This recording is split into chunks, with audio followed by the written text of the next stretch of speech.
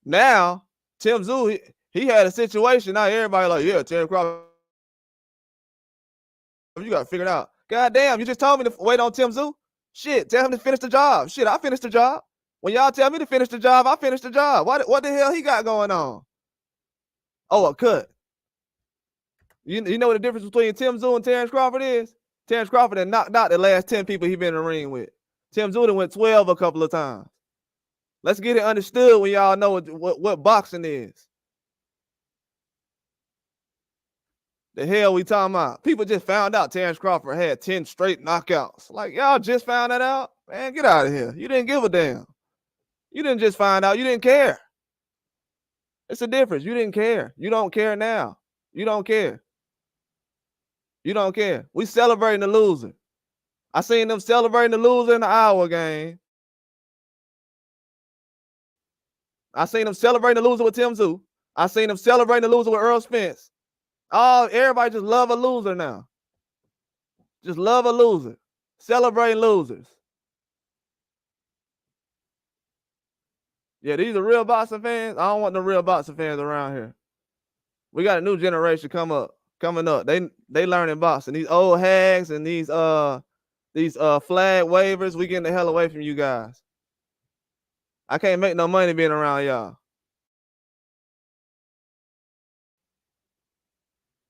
Like, we sitting here watching fights every weekend trying to bet on a fight, and dudes is worrying about who the hell a boogeyman is. Like, get away from me, man. I ain't got time to be promoting no damn boxer. I'm not Don King. I'm not finna be out here telling people how good he is. When he get in the ring, that's how you know how good he gonna be. When Terence Crawford gets in the ring, I don't gotta explain to people, oh, yeah, well, he the boogeyman of this division because, in 1995, he had ended up killing a guy. And killing a guy in boxing, that's a badge of honor. We brag about stuff like that these days. So these dudes are disgusting, man. Nasty. Plenty of people have died in boxing. These are the first cowards that ever bragged about this stuff. Cowards. We've lost boxers this year. Ain't nobody bragging about it. Cowards.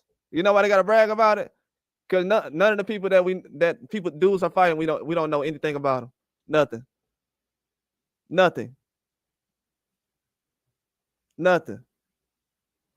These dudes could have been fought. Everybody been ducking Terence Crawford. If y'all don't understand that by now.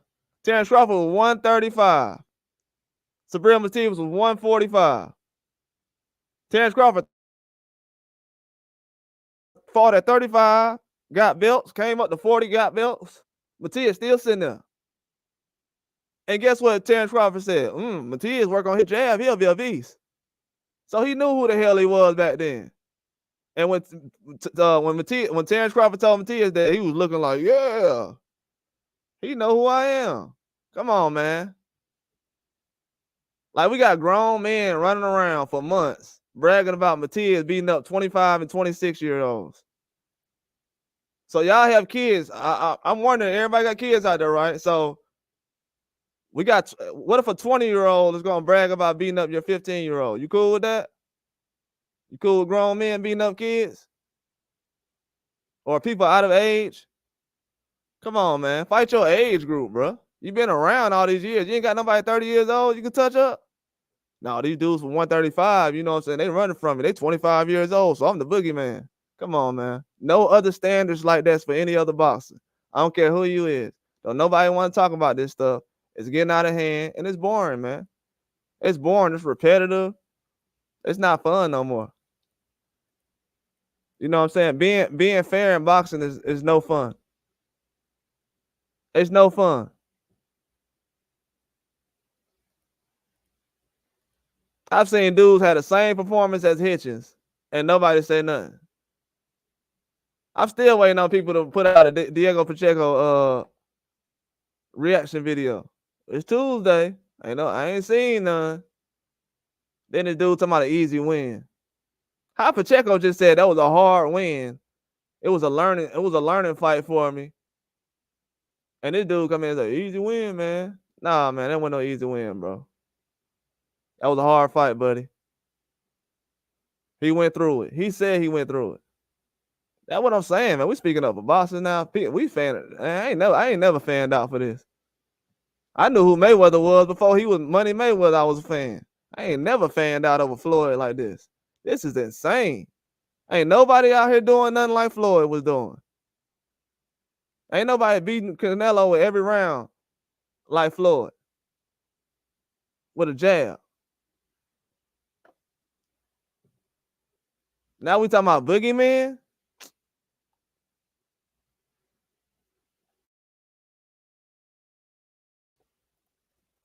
That's what I'm saying, bro. That's crazy to me.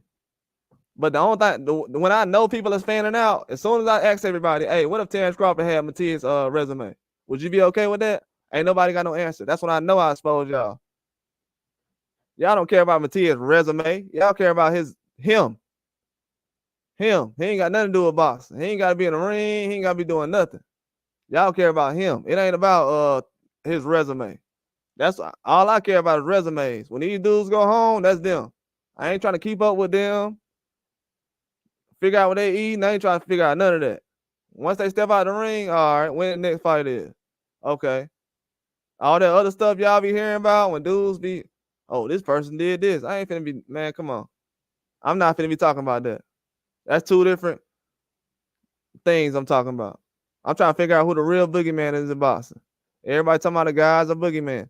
That's what I'm saying. Everybody coming in here, I'm asking the question now. I see everybody else go on people's pages talking about Subriel Matias, the boogeyman. And I don't see nobody else on YouTube have the balls enough to make a video asking this question because everybody fanned out and scared. So I'm the one who got the balls enough to ask the question. So I'm asking, what is a boogeyman? How is a boogeyman? Because people bragging about he killed a guy. That's when I know people are not real boxing fans. People have died in boxing every year, multiple people, even this year. But with Subriel Matias, you know, that got to be a badge of honor. You know, we got to brag about that. Cool. I know who I'm dealing with. I know if I go in there and something happened to me in the boxing ring, I already know what you're going to do.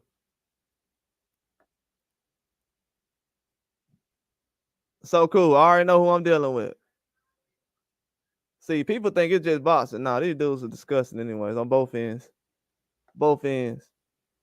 They're not keeping it factual no more. We're putting all this pressure on Richard and Hitchens. What if I put this pressure on the other guys as well? That's what I'm saying. Like Richard Hitchens, I wasn't really even looking at him as a star right now. How was he a star right now? People thought he was a star in boxing? Man, I didn't know people thought he was a star in boxing. Last year I heard Shakur Stevenson, Tank Davis. Now we got Hitchens and Matias. I've been saying this fight for the last couple of months. I'm like, man, they need to go ahead and do that. Is he gonna fight him? What's going on? Now, why we gonna wait till he fight to say he ducking?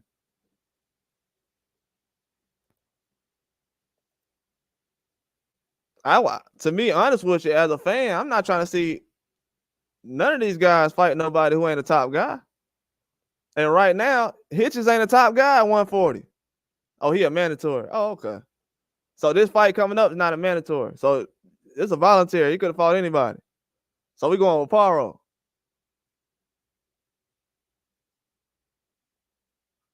Who fault that is?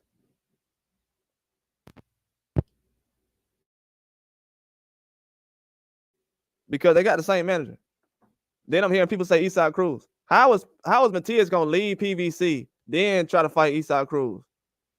When you think PBC was trying to make something like that happen from the way they been doing things lately?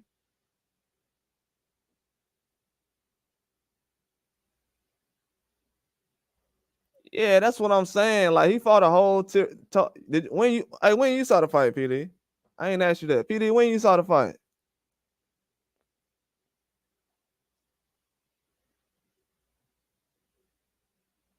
Yeah, I've been telling people about Teofimo. Nah, we ain't finna do that. Everybody said Teofimo pound for pound before that Jermaine Ortiz fight. I want everybody to keep that same energy. They said he pound for pound. When nobody talking about Eastside Cruz at 140, they were talking. I was telling people Eastside Cruz 35 or 40. Then nobody wanted the Eastside Cruz rematch with Tank Davis until last week. This week. Well, last week. A couple of months ago, nah, man. I don't want to see that again. That's why I'm saying these dudes be fanned out, man. I literally be seeing people say over the last couple of months, they so scared to say it at the fans now though, so they're gonna agree with them. Yeah, I want to see that. I want to see Tank versus Eastside Cruz. 2 months ago, it was nah, I don't want to see that.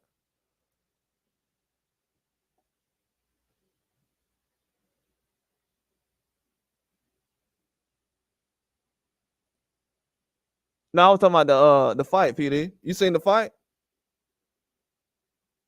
No, I'm talking about the fight. Did you watch the fight he had with the I ain't even asked you about that. I think I probably seen you talking about it, but I ain't asked you for real. Because I knew he ain't had no power like that. So that I knew that fight was gonna look like that. I thought it was gonna be a little uglier than that. I thought it would have been more like Pacheco fight. I thought Pacheco fight was gonna be a little more like the first 2 rounds was good, but the first 4 rounds. After that, I don't know, man. These referees be messing up stuff. Yeah, he not TFM not pound for pound. Oh dang, you straight? No, he had fought this weekend. Yeah, he on Twitch. Yeah, he on Twitch. Yeah, what happened, bro? You good? Nah, they were talking about the Lamo's fight this weekend. You probably ain't seen it. When Hitchens fought this weekend. That's why everybody's saying his name. I'm like, dang, bro. That's what I'm saying. Like, it happened with Eastside Cruz too, so it's not just Hitchens. It happened with Eastside Cruz too. Eastside Cruz, as soon as he fought, everybody like, yeah. I'm like, bro, we knew he was gonna win. Like, why we didn't promote the fight? Like, we should have been promoting Matias versus Cruz early. For some reason, they want to promote Crawford versus Tim Zoo early, but not Matias versus Eastside Cruz.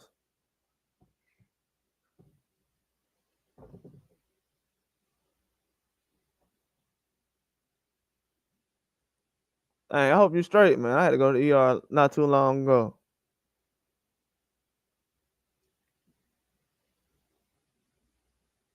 Now, right now, man, I like Devin Haney. Devin Haney, one of my favorite fighters, but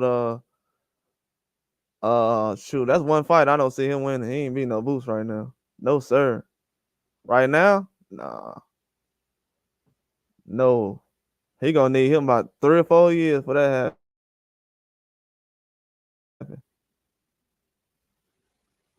Nah, he ain't beat no Boots. He better stay at one. He gonna stay at 140. He ain't beat no Boots. Not right now.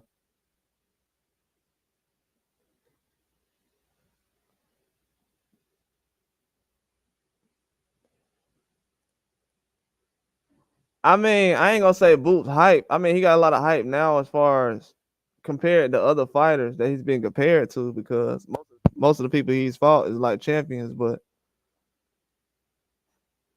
Devin a smaller guy, you know what I'm saying? Most of the guys that like you gotta think about it, Richard Hitchens and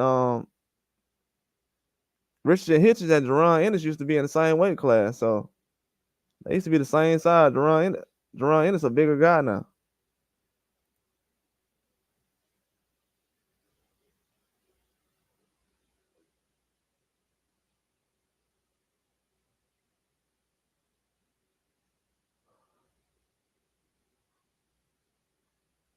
Yeah, I understand all that about Tiafimo, but at the same time, Tiafimo ain't really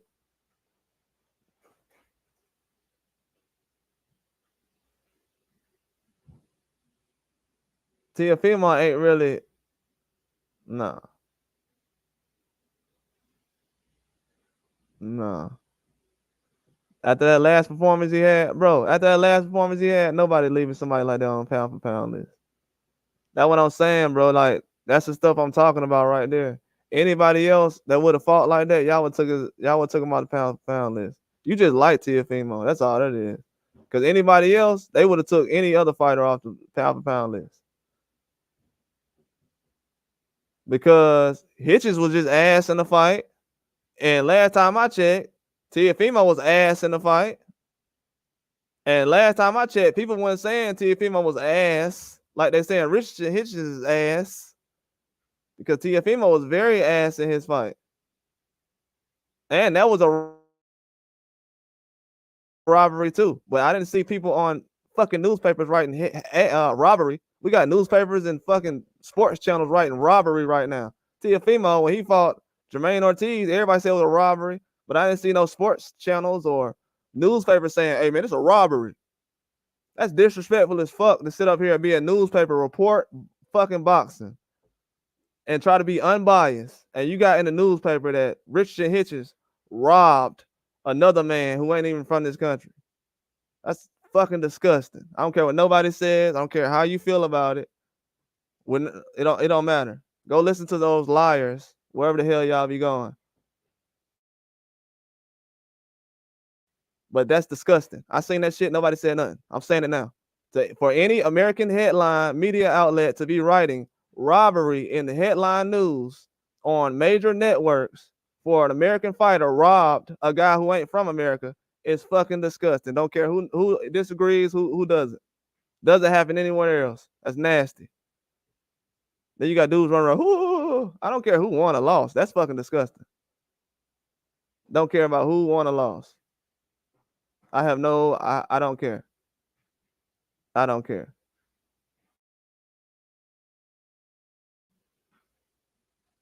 I don't care. That's disgusting. And then people be the same ones like, man, if that was my family, man, get out of here. If it's your family and you was the one out there laughing, we gonna laugh at him too. Because you the one who passing around this kind of behavior. Y'all making this behavior normal. Teofimo, all these guys had robberies in this year. Have people forgot? I didn't see people yelling about Teofimo and Jermaine Ortiz robbery like this. Like, I'll expose everybody, man. I don't care. I'll expose everybody. Teofimo had a whack performance just like Hitchens. I said the same thing about Teofimo I said about Hitchens. Before the fight, I said about Hitchens. Man, don't expect nothing out of this fight. Then everybody in the comments was like, I don't know why everybody picking knockout. Hitchens don't fight like that. That's when I knew right then. Dang, they don't even watch boxing. They think Hitchens finna knock this dude out.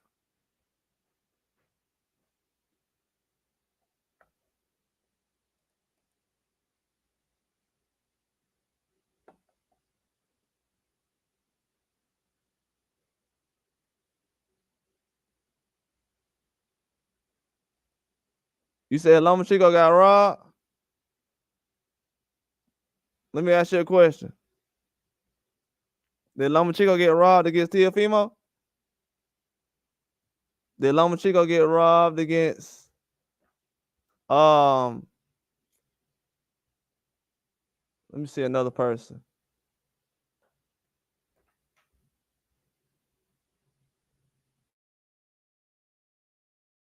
Because last time I checked, if you got robbed in a fight, right? Like Lomachenko.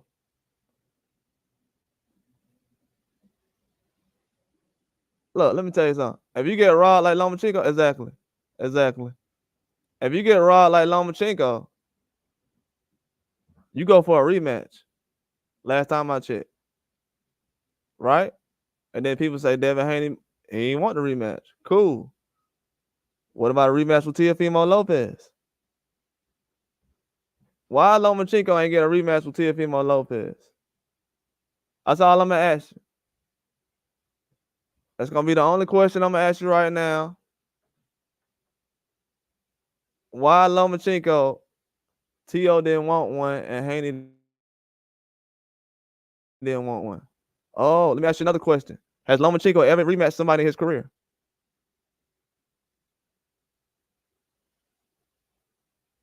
Let me ask you a question. Has Lomachenko ever rematched somebody in his career? I'm glad y'all saying Lomachenko beat Haney. I'm glad y'all saying that. I agree. I agree. let's say Loma did beat Haney.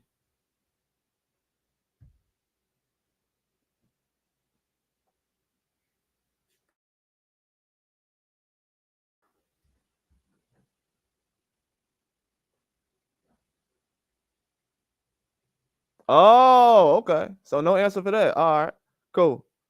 Yeah. So we ain't got no answer for that.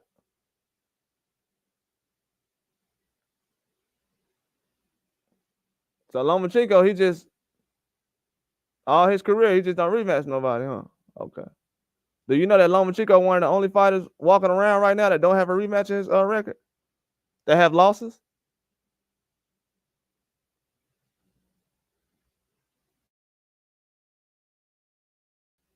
Do you know this man has 3 losses on his record? He don't have not one rematch on there?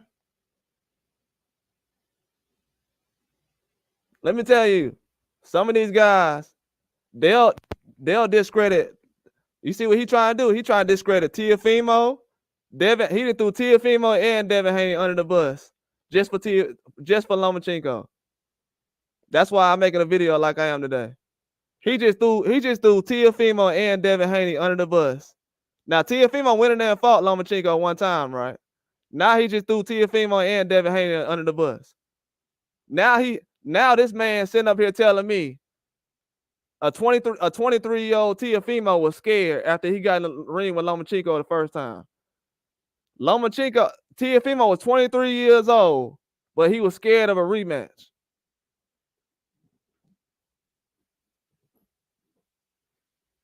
How was he 23 years old, but he was scared of a rematch? Yeah. Do you know how old these kids are? These are kids. You got kids probably older than these people.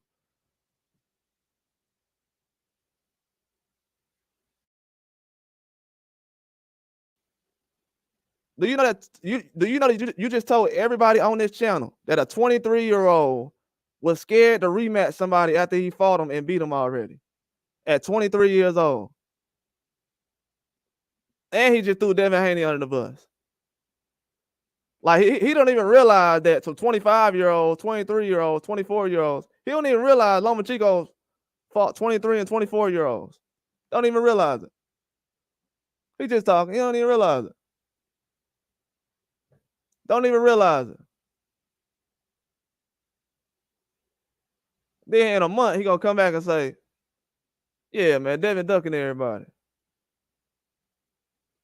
That's why I said, bro, I don't want to hear nobody telling me about these dudes who are boogeymen, like Lomachenko and all these other dudes, and everybody jumping in the ring with them. You got kids jumping in the ring with these dudes, and they'll sit around and tell me, oh yeah, Lomachenko beat this guy. He got in the ring with a kid. Who cares? You don't understand the point. Who cares? He in the ring fighting kids. Who cares? That's what y'all don't understand. This dude fighting children.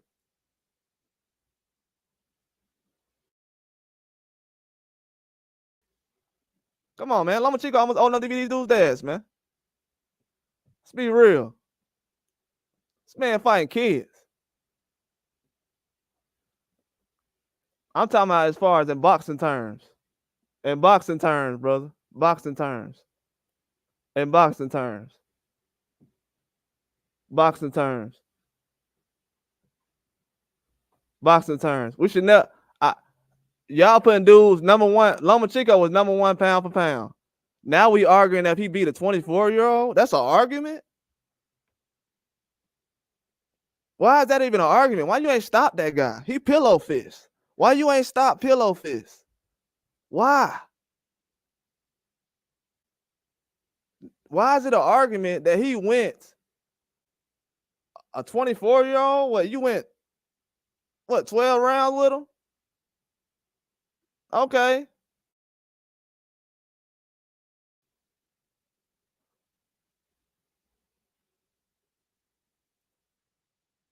You said, so do I discredit Floyd? You can discredit Floyd, but guess what you're going to do, though? You can discredit Floyd, but guess what you're going to do, though? As soon as you discredit Canelo, you're going to discredit Oscar De La Hoya. You gonna discredit Canelo trainer Eddie Reynoso, who's still walking around making fights. So you gonna discredit a lot of people. It ain't just gonna be Floyd. It ain't just gonna be Floyd, my guy.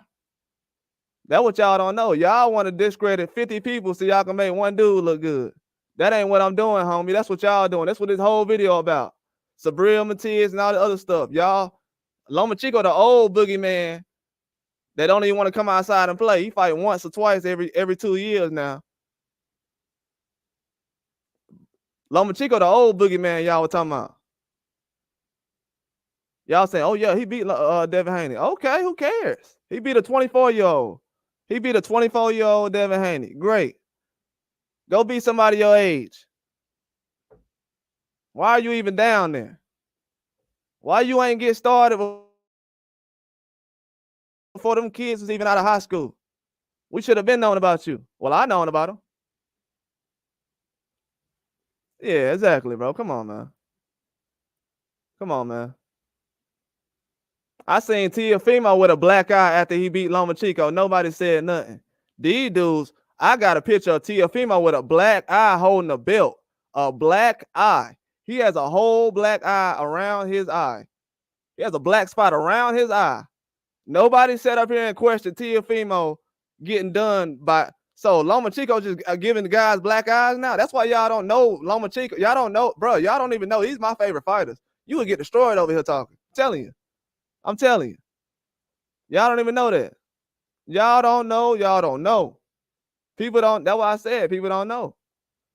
Lomachenko, Teofimo had a black eye. And nobody questioned it. Lomachenko ain't giving nobody black eyes out here, man. That means he beat the crap out of Teofimo. He gave him a black eye. Let me say that again for everybody upstairs. He gave him a black eye. Lomachenko don't give black eyes. That means he beat the crap out of him. Do people understand that? Talking about, oh, the Devin Haney fight was close. My bad. I'm sorry. You wasn't watching Lomachenko when he fought Teofimo. I know this already. Y'all don't want me to expose that, but a lot of y'all wasn't watching Teofimo Lopez and Lomachenko when they fought each other. Let's keep it real. Let's keep it a buck. Let's keep it a buck. Devin was gifted a decision. So was Teofimo Lopez. So was Teofimo Lopez against Jermaine Ortiz. So was Teofimo Lopez against Sandor Martin when he got dropped twice in the fight. Teofimo got dropped twice in the fight in 2 different rounds and still won the fight. So what are we talking about? And he didn't drop the other guy not one time. And the other guy wasn't bleeding. He didn't break his skin. He wasn't cut. He wasn't breathing hard. He got dropped twice in the fight. And guess what Top Rank did? Who Teofimo signed with? They signed Sandor Martin, who dropped Teofimo twice in the fight, right after he dropped Teofimo twice in the fight. Homie. So you don't know nothing about no gifted decision. All that little hitchings and stuff y'all talking about is cap. Leave it at your mama house. Because, like I said, he was dropped twice in the fight, and nobody cares. It's fake energy. Nobody really cares about that. It's just stuff, talking points y'all trying to win. Nah, homie. Nah. That's why I say a lot of people y'all talking about Boogeyman and pound for pound. These dudes ain't even went up 5 pounds. They ain't pound for pound at all. And then Josh Taylor, I told y'all he wasn't that guy. How Subriel Matias the Boogeyman and he let Josh Taylor get all the belts at 140? Huh? What? Oh, we forgot? Is Josh Oh, don't let Josh Taylor be. Is Josh Taylor younger than Subriel Matias? Am I gonna have to expose something? Is Josh, boy, y'all gonna get my live shut down. Y'all gonna get my live shut down. Y'all about to get my live shut down. Woo, y'all close.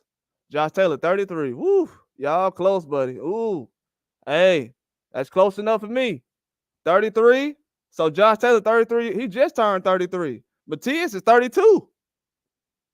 Oh, hold on now. Let me put that up. Since everybody ducking.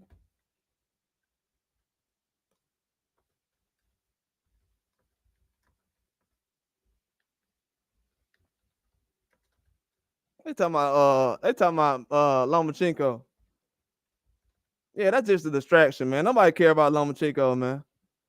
Nobody even cares that Lomachenko fight coming up. I didn't put out 50 videos about Lomachenko. Don't nobody care about Lomachenko. Oh, what's going on with this situation? Anybody can explain? Anybody explain? Anybody can explain? Anybody can explain? Can anybody explain? Nah, Carl Young, it's too late, homie. It's too late, homie. You can't jump on this side now. Too late, homie. Too late.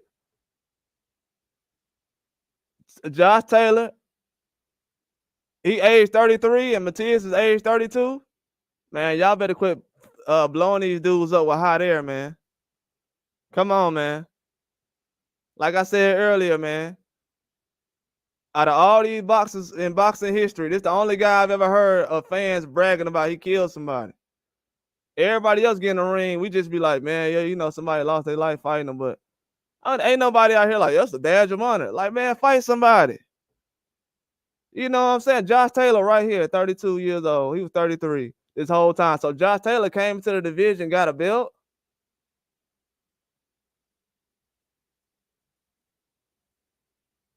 Josh Taylor was on pound for pound. Josh Taylor was on pound for pound. Subriel Matias, 33. I mean, Taylor, 33 years old. Just turned 33. Matias just turned 32. So what been going on? Like, what a boogie. So was Josh Taylor running for the Boogeyman? What's going on? I ain't heard. That's why I'm saying y'all gonna expose yourself. So when did everybody start running from the Boogeyman? See, I ain't getting no answers on this. See, I see everybody else running everybody else chat and sit up here and be like, yeah, he was the Boogeyman was created in 2018 and this when it happened in this situation. We done seen Terence Crawford and Josh Taylor become undisputed. But this man Boogeyman at 140.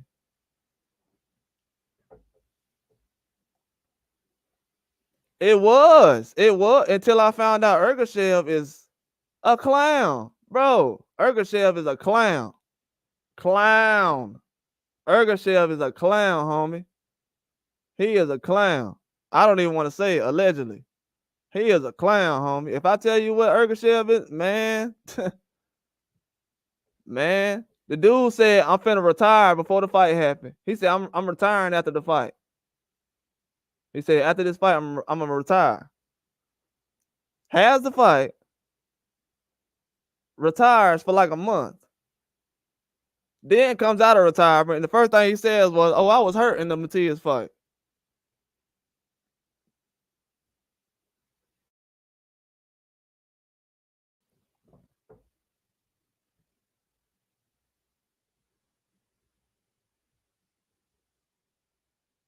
Man, come on, man. I know what time it is, bro. Bro, everybody been faking retirements, and these fans do not care. Everybody been faking retirements. These fans do not care, bro.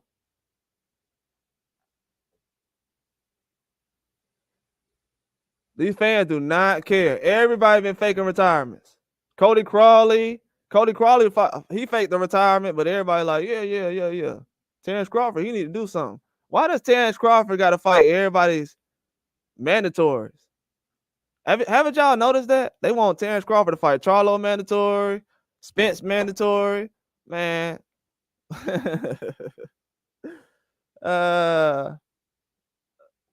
Boy. Y'all don't even know the boxing game, man. They asked Terence Crawford to fight everybody mandatories, and y'all think that Terence Crawford ducking. Y'all people are clowns, bro. I ain't giving nobody I ain't giving out look, none of that, bro.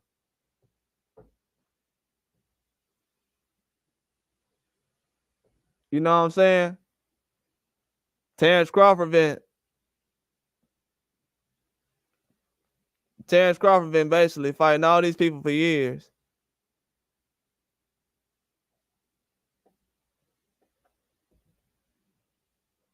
That's why I said I knew, bro. I knew you was a troll, bro. I knew you was a troll, bro. I knew you was an op, bro. I knew you was an op. I knew it the whole time.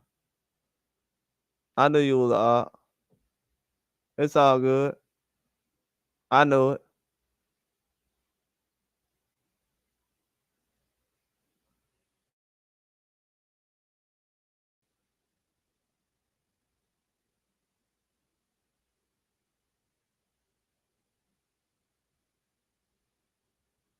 Nah, he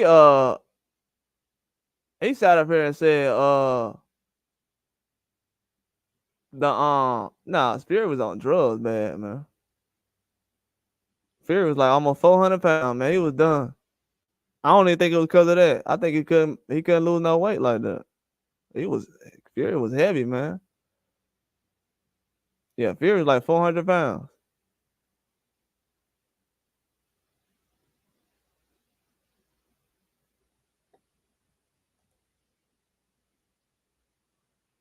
Yeah, he needs some, bro. It's gonna be a different type of style he going against now. So it's gonna be a lot different in those fights. He's not fighting a jabber. None of the guys he really fighting are like consistent jabbers either.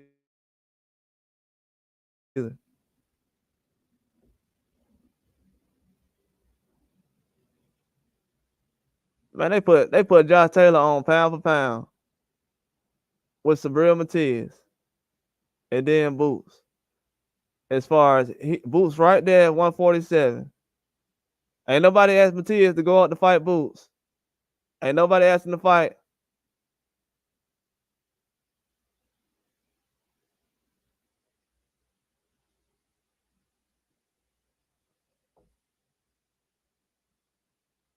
That just goes to show you right there, man. Like people gotta explain how these dudes is 32 years old. That's what I'm saying. Like, let me explain something to y'all. So everybody know who Devin Haney and Shakur Stevenson and all these guys are. But Subriel Matias, he got a whole country behind him. And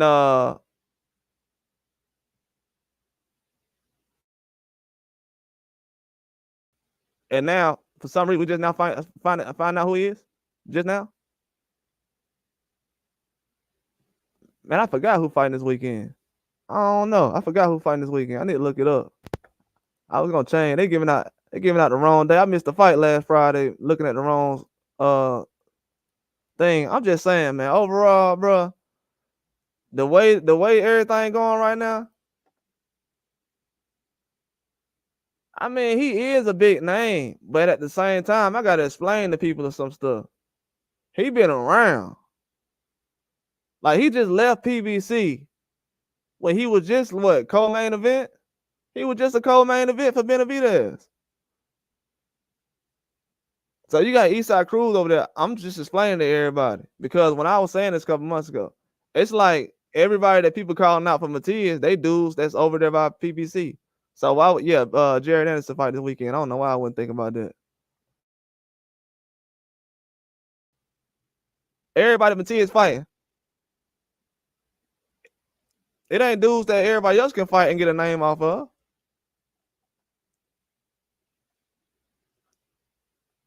Ain't nobody finna fight none of these dudes that Matias that's on Matias' record and get a name off of. Ain't nobody sitting around saying, "Hey man, we want to see Terry Crawford fight Ergashev or something. We want to see him fight this guy." That nobody's saying that. Now I'm hearing people say, "We want to see guys fight Eastside Cruz," and that's another thing too. I'm gonna go ahead and say this right now. Ain't nobody else gonna say it. I'm gonna say it.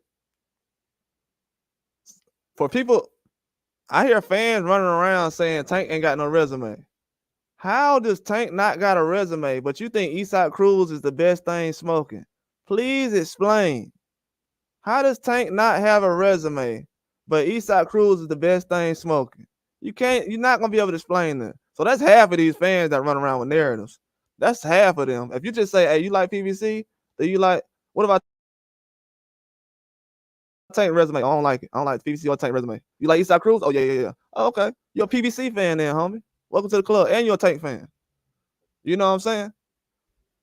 Whether you know it or not, because they tired of the hip at this point. And that also goes to show you a lot of people weren't asking for the Eastside Cruz fight recently. So people gonna go, tomorrow. People gonna hate what you say today. They're gonna like what you say tomorrow. Please believe it. Couple of months ago, nah, I don't want to see Tank and Eastside Cruz. Everybody started saying Tank and Eastside Cruz. Yeah.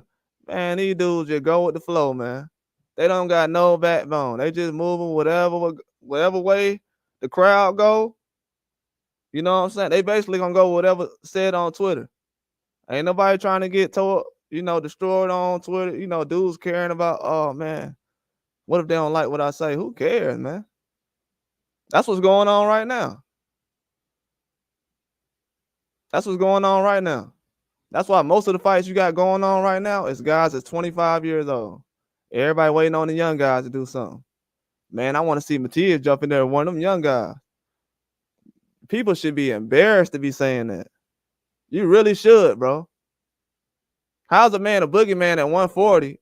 Hey, he been chasing down 25-year-olds that just got to 140. Got one fight at 140. Man, you know how embarrassing that is? That's just like me. Man, that's insane. That's just like me on here just thinking I'm just bigger and badder than everybody else. And man, come on, man. I know I'm not finna lie for nobody. I know what kind of lies people be pushing around here. Half of this stuff ain't got nothing to do with no boxing. I don't see nobody try to team up and win no bets. Everybody else like, yeah, man, take them vets to Vegas. You ain't gonna win nothing.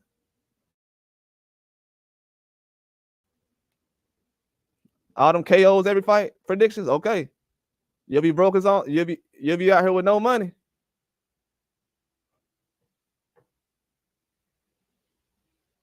That's how a lot of people lost money. I've been hearing a lot of, it's for sure gonna be a KO, guaranteed KO. All right. Okay. That's how we got Terence Crawford. Man, I didn't like to hear Josh Taylor's name. The people that ran around yelling Josh Taylor's name, I know who they are. I know who they are, man. I know who they are. I know what's going on. The people that was running around. I mean, at the end of the day, bro, like people still after Brian Castano had a tie with Jamel Charlo, he went and got a phone call from Canelo. I don't know if Josh Taylor opponents got phone calls from Canelo, so I have to give Jamel the edge on that one just because of that. It sounds petty, but that must have been a very important fight to Canelo. Because Brian Castano ain't Mexican. You know what I'm saying? I ain't never seen Canelo call Benavidez after a fight. You call him Brian Castano? Oh, okay. Yeah, the hate is real.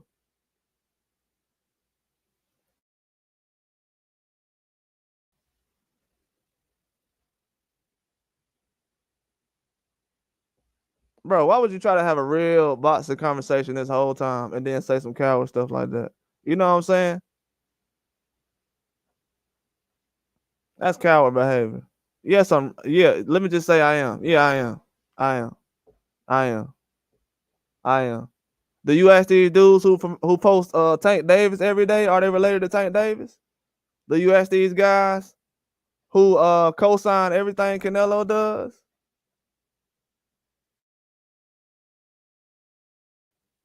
What about all these guys who co-sign everything Canelo does? You ever asked them that on their channel? Now, what about these guys who said Matias been ducking ever since he got his last win? You know, Matias got 20. He got 20 wins now, but the 20th win, that's the most important one against a guy named Ergashev. Half of these people don't know.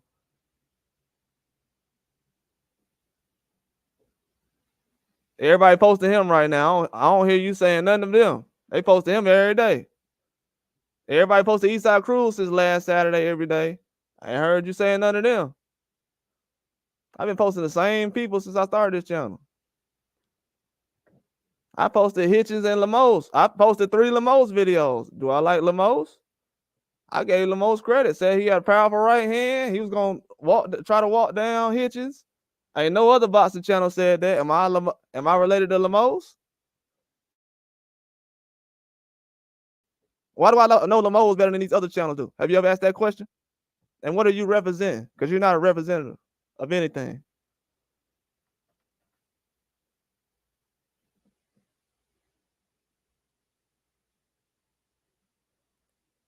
Yeah, you cooked them over Benavidez. You see what he said? He's a smart man. Let me watch that real quick. He said I cooked them over Benavidez. And you ain't said nothing about Benavidez on the channel. You a smart guy. Yeah, you don't want no smoke. But yeah, like I was saying though, Josh Taylor, his age is 33. Matias is 32. We got whole different age groups that's running down on. Like this never happened before. Well, we had older boxers like, yeah, let's run down on these younger guys and fight all of them.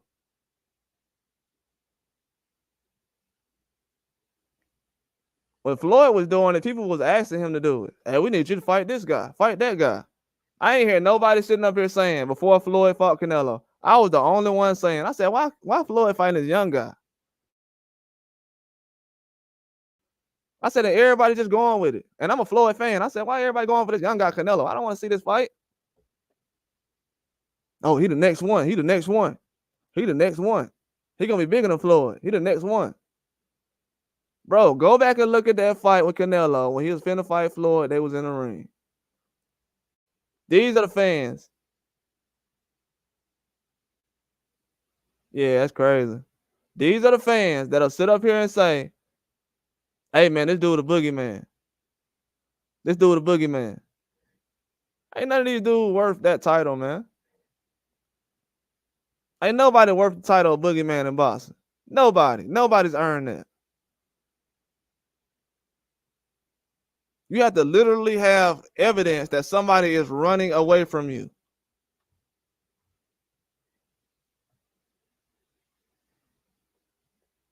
I haven't heard any boxer saying. What's crazy is I heard a lot of boxers calling out the guys they say a boogeyman. Oh, I'll fight them. And it wasn't just guys who always say that. These are guys that never call anybody out. Let's get that understood. Just because everybody fanning out right now, most of the boxers that call out Matias or Cruz, Eastside Cruz, and all the other guys, they jumping in the ring with these guys. Or they jumping in the ring with somebody. I ain't say these guys. I ain't meant to say these guys. Somebody. They're jumping in the ring with somebody. Because everybody try to make it seem like now, oh, they're just fighting certain guys at 140. Because we getting credit for certain things. I seen how y'all did about Josh Taylor with Regis Prograis. I seen how they did. See, when Josh Taylor, it's good for him. You know, the Regis Prograis situation. Oh, yeah, he get all the credit. Somebody else fight Regis Prograis now? Nah. That's why from now on, it's not really, to be honest with you, if I want to play devil's advocate, it's not really a good thing to fight a guy like Lomachenko now. Why would I fight a Lomachenko and nobody giving credit for these guys even jumping in the ring with Lomachenko? You used to actually get credit for jumping in the ring with Lomachenko. That's why guys like TFM on them, they're like, nah, I'll just fight a Jermaine Ortiz or something like everybody else. I was trying to change boxing, but they want to just see these guys, you know, the guys they like. So I just fight Jermaine Ortiz and the Steve Claggett guy. If you really look at TFM resume, that's what exactly what he's saying. Instead of giving these guys big fights, I'll just fight who I want.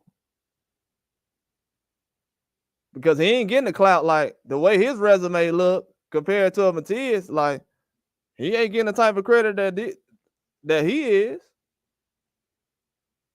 Or these other guys. And last time I checked, everybody thought TFM can get beat. These dudes ain't getting credit like that, man.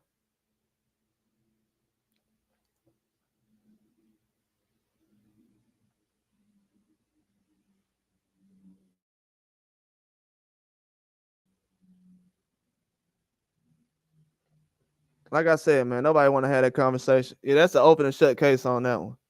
You know what I'm saying? I just spent about an hour on that, almost 2 hours. And from what I've seen, man, most of this stuff that people talk about, you know, they don't really want to talk about the boxing. They got to be about some fairy tale stuff that everybody else talking about. It ain't got to be about. Now, when we really start to talk about the fight and what's going on, you know, everybody ghosts now. That's how it really be. When you talking about the real business of boxing and what's going on for real, all that ducking stuff, let's pull out the numbers and the information and the resume. Now, dudes don't want to go over resumes no more. We got people that been at 145 for 10 years talking about they a boogeyman of 140. Think about that.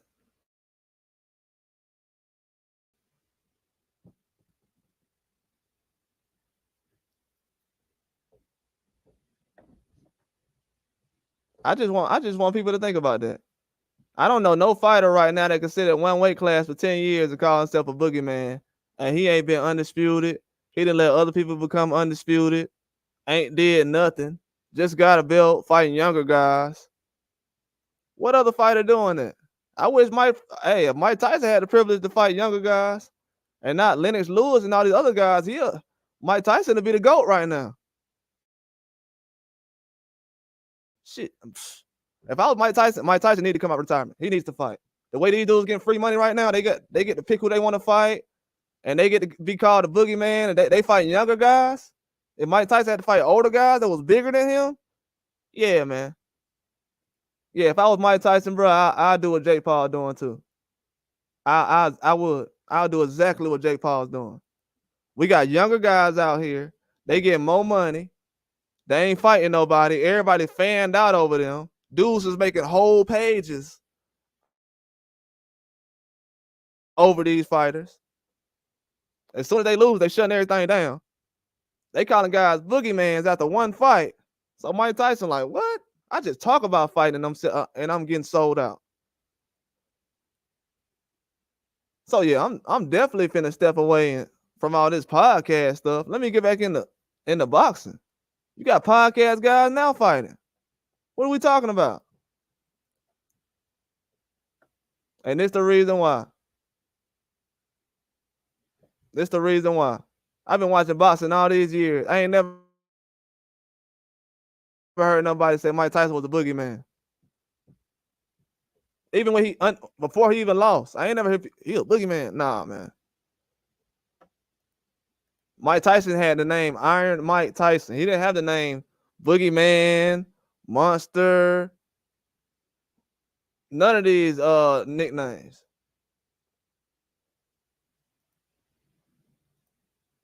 Like let's get that understood. So when people say it's a boogeyman in boxing, bro, you going to the highest point. You're really at the extreme. You can't go no more extreme than that. To say somebody's a boogeyman, that means he's the first guy that's been ducked like this in boxing history. And you got a loss? Man, let me tell you something. I seen Matias say in an interview or something. They was like, yeah, he was explaining the loss and stuff. He was like, yeah, man, you know, I was doing a lot of allegedly, he was just saying I was doing a lot of, just smoking and drinking and partying.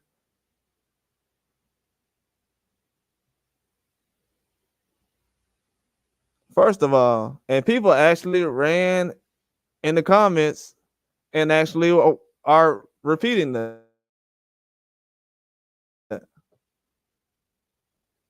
Now, if that ain't no fanned out stuff, I don't know what is. That's extremely fanned out. Like Benavidez can't even be drunk at a fight on his own, chilling. He can't even be chilling drunk. But dudes is getting excuses for why they lost fights. Yeah, I be drinking and stuff. But Benavidez get an interview drunk, people like, oh. Like, bro, y'all that scared of the dude where to the point where he got to troll him over. Y'all ain't never seen nobody drunk before? Like, really show your age for real, man. Like, that's why I said it's a lot of kids like mine's in boxing. People are actually making a thing out of Benavidez being drunk. In 2024. They actually making a thing out of it. That also shows you how much if Benavidez got haters and people disliking Benavidez like that, oh my God, I can only imagine. I know I ain't got no knockouts like Benavidez. I ain't put in half the work David Benavidez did. So to think that somebody like me more than Benavidez and they respect me in boxing more than Benavidez, nah. Most likely the same people that don't like him don't like me. Point proven. Nah, I don't got 28 wins and 28 knockouts. I mean 24 knockouts and 28 wins. So if that don't get you respect, ain't nobody gonna respect you. If you got 28 wins, 24 knockouts, and you can't be drunk one weekend or just be chilling, I heard people talking about this bad for him, man. You know. Yeah, but look how far back you had to go though. But look how far back you had to go. Look how far back that is. That was 40 years ago, man.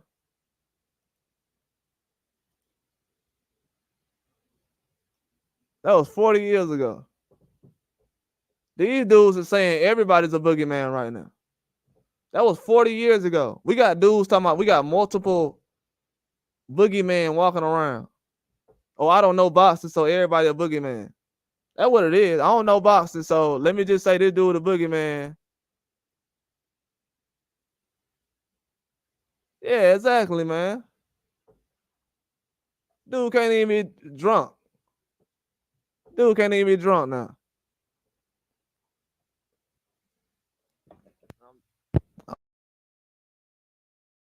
I'm telling you.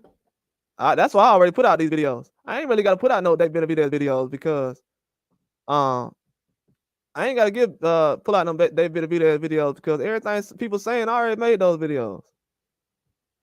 I already made those. I know how these people are.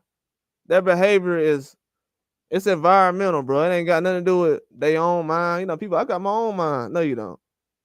No, you don't. No, you don't.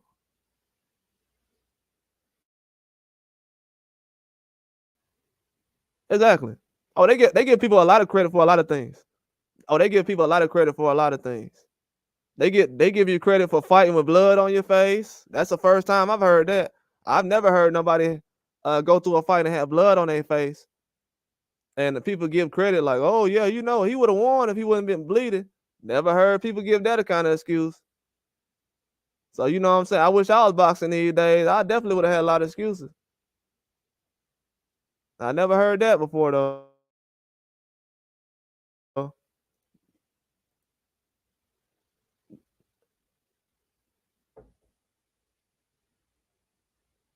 No, he is an example. That's bro. People don't understand what I said last. That's why I'm laughing, man. That's why I really don't be. Come on, man. If y'all ain't understand the old stuff I said, why you gonna? No, I ain't talking to PD. Hey, PD, these folks don't understand the old stuff we were talking about. How they gonna understand the new? They don't understand the old stuff.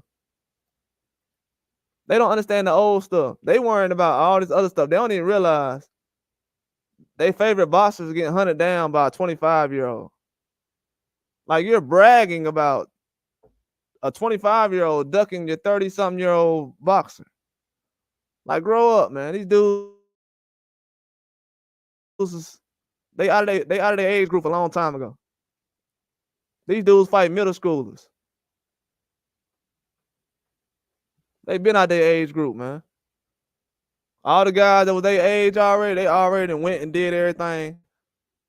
They already did everything they said they was gonna do. Everybody Matias' age, they already went, got a championship. They probably got their own promotional team by now. They like, man, I was at 140 10 years ago, boy. Do y'all know who was at 140 10 years ago? Do we? Terence Crawford was at 130 probably 10 years ago. You know what I'm saying? Like Terence Crawford has been walking around Matias. They asked him about him in interviews. Everybody got a YouTube channel. Ain't nobody brought up Matias and Terence Crawford. Exactly. Ain't nobody brought up Terence Crawford's name with Matias. That's why I know, bro. Like these dudes, they don't really want to see no fights, man. They naming Matias' name with all these young guys. But if I say, hey, Matias need to fight Boots or Terence Crawford, no. 7 pounds? And he fought at 145. So technically, Matias was at 145 before Boots was. Ooh. Oh, do your favorite channel tell you that? Matias was at 145 before Jerron Ennis was. Oh, we ain't gonna talk about that though. Okay. Okay. Cool. I know where I'm at now.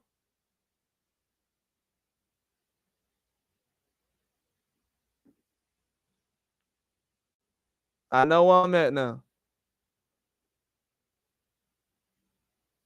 I know exactly where I'm at. Because I see the standards be different for people. You know what I'm saying? Like, it ain't gonna be the same across the board. These days, because be real with y'all, bro, I'm not trying to be like every other channel. I mean, I appreciate everybody who likes and subscribes and everything, but at the same time, if I got somebody saying some dumbass shit in my chat, that means 1,000 people gonna think that I'm over here talking about some dumbass shit when I'm really trying to be educational.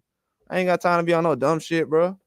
For real, I got a life to live, bro. I ain't finna get on here and be like, I mean, I'll be kicking it and chopping it up with you and all that other stuff. I ain't gonna be super serious.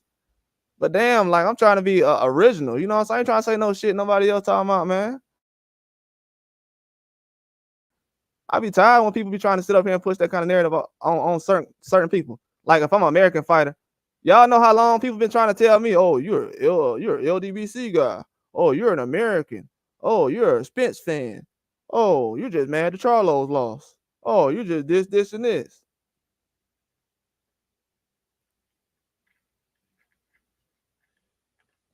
You know what I'm saying? I don't respect none of that, Holmes. Work too hard, do too much, bring too much information to the table. If a nigga don't respect that from day one, I don't even rock with nobody like that. If you don't respect my hard work from day one, all right, then you don't see the big picture. Then it is what it is. Say la vie.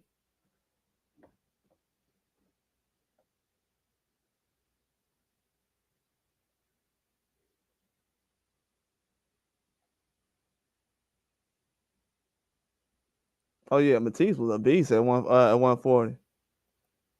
Yeah, he was down there at 13. Yeah, man, we tired of hearing them old narratives, man. I'm tired of hearing old narratives, bro. I know a boxer right now that was boxing recently. I'm gonna tell y'all something. I know a boxer right now that was boxing recently. He took the hardest fights in boxing. Almost died in the ring. Had to learn how to walk and talk again. His mama died just recently trying to take care of him, and none of these fans give a fuck. So I don't give a fuck what nobody talking about. Period. And he just lost all his money because his wife just left his ass because he's still trying to get back from being paralyzed. So why would I give a fuck what a fan talking about? And it's a big time boxer. Don't nobody give a damn about him. He was just on HBO, Showtime, and all this stuff people doing. He the reason why some of these guys can get on here. Talking about I don't want $100 million. And he just lost everything in the bank because his wife just left him over some boxing. And these fans think I want to go back and forth with them about who ducking. Man, I don't give a damn about that ducking stuff, bro. You know what I'm saying? Nobody cares about that. Go watch WWE. They ducking over there. I heard The Rock ducking somebody this week. Go holler at him and see what he talking about. Too many grown men in boxing talking like females, man. No disrespect, because females keep it 100 in boxing. Actually, the females keep it 100 in boxing. That's another thing I'm gonna tell y'all about. If dudes don't start cleaning themselves up, I see a lot of girls building boxing channels right now, and they ain't talking about that bullshit everybody else talking about. They talking about real boxing. So if y'all don't clean it up, some of y'all favorite boxers gonna get replaced. It's gonna be looking like Twitch in a minute on here. Well, where they had nothing but all that. So keep playing around if you want to. I see a lot of girls on boxing talking about boxing, really talking facts. And I don't see no dudes in their comments talking about the casuals and all that, because you know dudes be simping. So I don't see nobody in the comments talking about they are casual and they don't know boxing. And they really talk boxing. They ain't over here. So that's a gem I'm dropping for y'all. That's a fact. That's a fossil fact. That's a fossil fact, homie. While y'all sitting over here bragging, trying to start a whole channel so you can make Tank look like a superhero when he don't really need you, when he was already doing what he was doing before he met you, these girls over here learning boxing. They learning boxing right now. Go check the channels. There's a lot of girls got boxing channels, MMA channels. While dudes around here arguing back and forth with each other, they passing around information.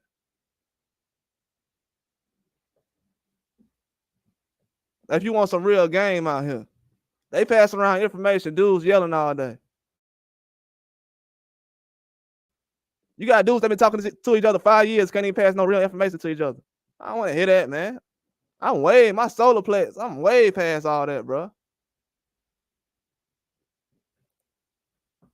No, it ain't that I agree with everybody. I don't agree with everybody. It's just certain topics everybody gonna go against. You know what I'm saying? This topic right here, everybody's gonna go against. So before I came on this live, I already knew I was gonna get some pushback. You know what I'm saying? I already knew I was gonna get some pushback. Because at the end of the day, when you're in my position, you gotta explain everything. You gotta explain, hey man, I'm real because of this. Like, bro, I put out 1,500 videos. I ain't been wrong on none of my shits. Like, show me some fucking respect, bro. I ain't gotta. Why do a nigga gotta ask for respect when he got 1,500 videos explaining why he that guy and why he passing out good information? One thing I hear people complain about is clickbait. Hey, what's going on, Johnny Allison? This is my dog right here, man. He was on one of my first lives with me for a long time, man. He actually helped me out on my lives. Shout out to Johnny Allison, man. He helped me out on one of my first lives. I definitely remember. He know what I'm talking about when I first got on here recently. Shout out to him, man. He helped me on one of them fights. I forgot. It was a long night, too. Appreciate Johnny Allison, man. He helped me out a lot.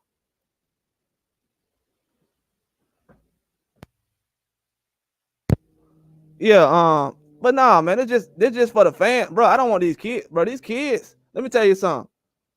The kids that get in boxing now, if they don't sit up here and say, hey man, I think Tank destroyed everybody. Oh, I think so-and-so destroyed everybody. If a kid coming up don't say that right now, these older men will sit up over this kid, knowing they don't know what the hell they talking about in boxing. And this kid probably know more about boxing than these old men will ever know.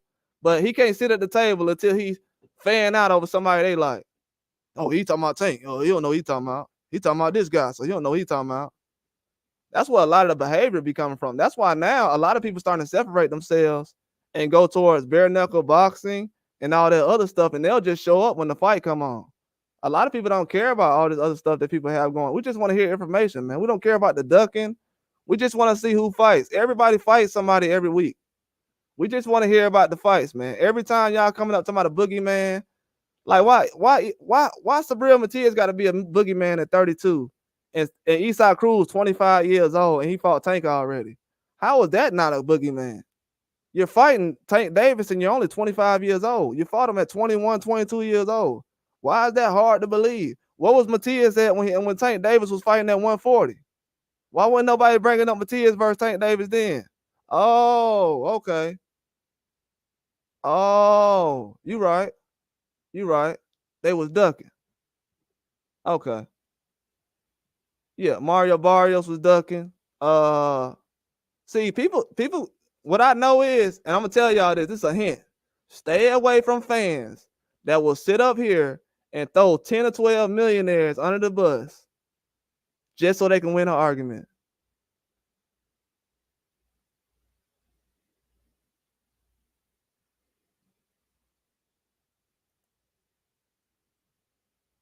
Man, right now, after that last fight, I think Keyshawn got something. I don't know. That guy Kid Austin was fighting last fight was so bad. I think Kid Austin actually, he got a great jab. I feel like he need to jab a little bit more in his next two fights. And I think he'll give Keyshawn some problems. He got to jab a little bit more and change his levels.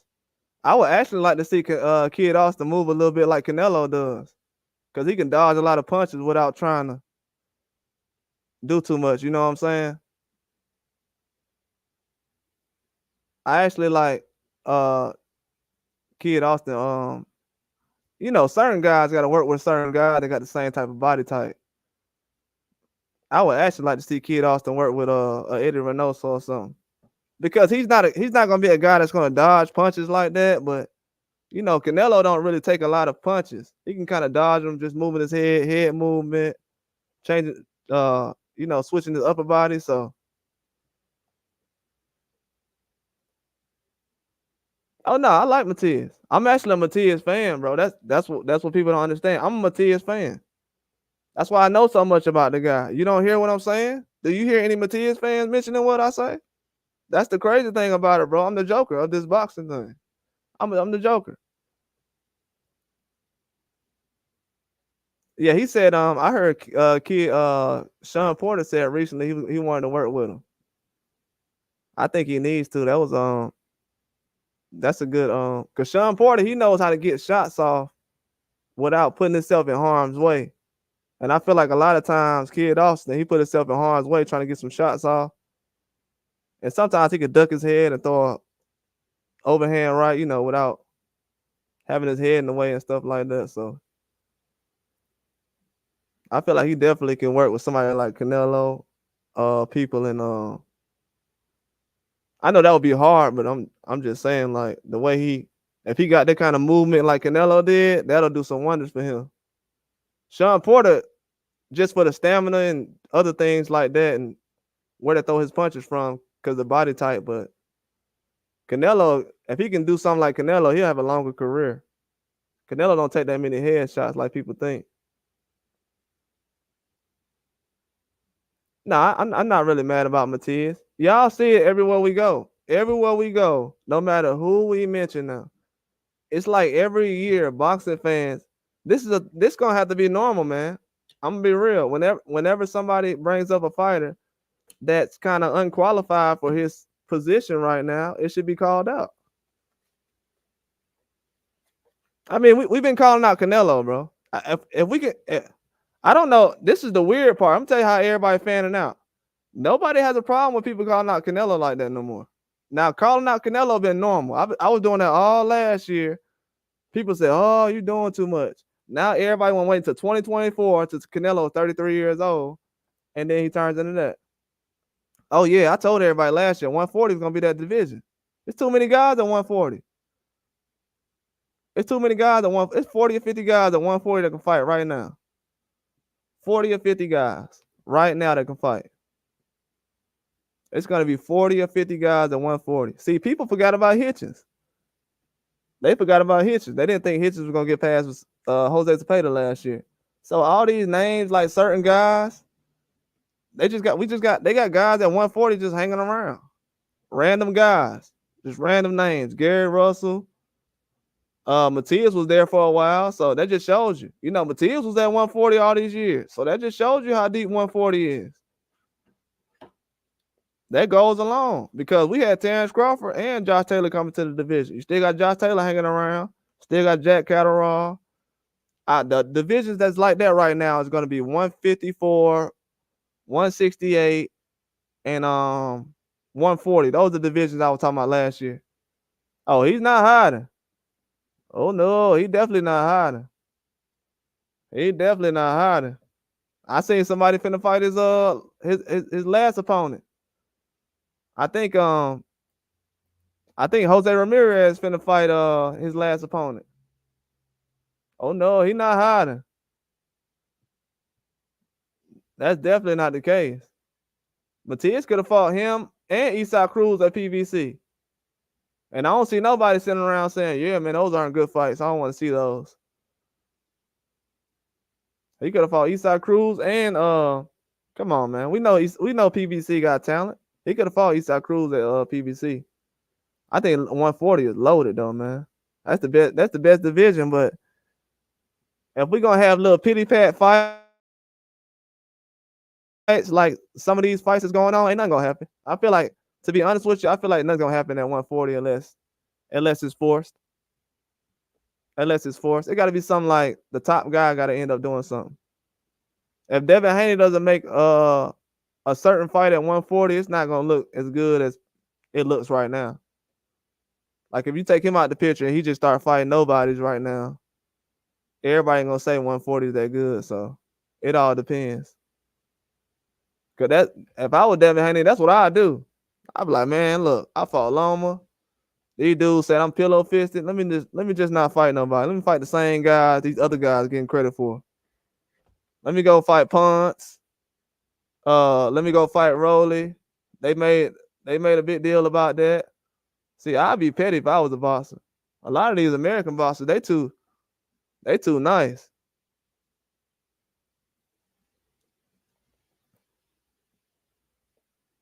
Yeah, but the unifying thing, if he unifies, it really don't matter to me.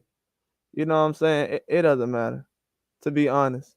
I'm kind of the unification, undisputed. I feel like they're a little overrated because when Terence Crawford got his undisputed, it don't really matter. Devin Haney got his undisputed, don't really matter. Charlo got his, don't really matter.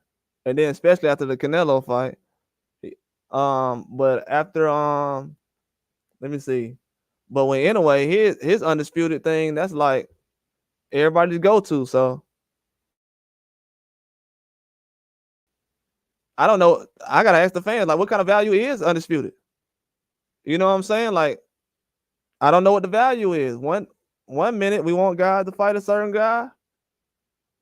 Then the next minute is like, because I hear everybody saying that Lomachenko beat Devin Haney, and I'm like, okay, so are we gonna force Tank Davis to fight Lomachenko or Shakur Stevenson or anybody else at 135? And it's not really attention like that. We still got people saying, yeah, but Tank Davis should fight Devin Haney. Why do you want Tank Davis to fight Devin Haney if you think Lomachenko beat Devin Haney and Lomachenko's at 135? That doesn't make any sense. You know what I'm saying? Lomachenko at 135. Tank's at 135. You think that you think that, people will think that Lomachenko beat Devin. So why won't that be the go-to fight? I don't understand that part. When people lose me right there, that's when I know, like, they don't care about that Devin Haney thing. I think that's fluff. That's a ghost story to me. They don't care about that. Because before the Lomachenko fight, he wasn't decent like that. But for some reason, he's still the topic of conversations when it comes to certain people. So I just like to see what the fans think about him, because he's always in the mix for some reason, and he just don't get he don't get the credit. And I'm just like, hey, stop paying attention to him.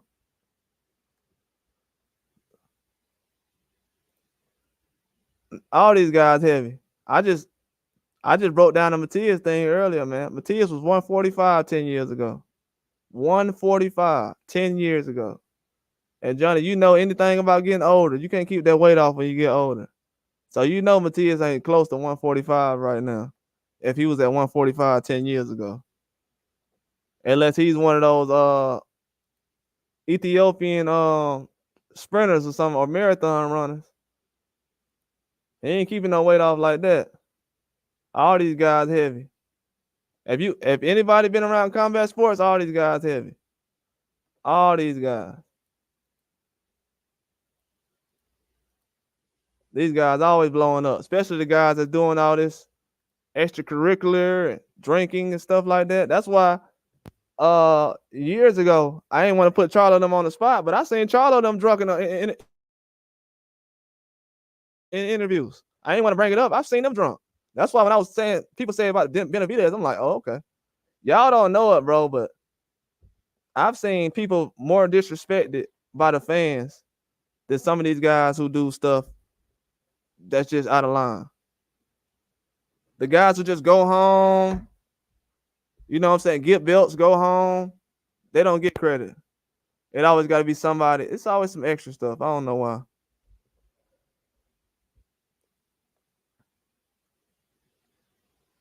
But I feel like he's big enough, man. Because all these guys are heavy. Canelo fought Floyd at 170, and that was 10 years ago. So Canelo just fighting his walking around weight.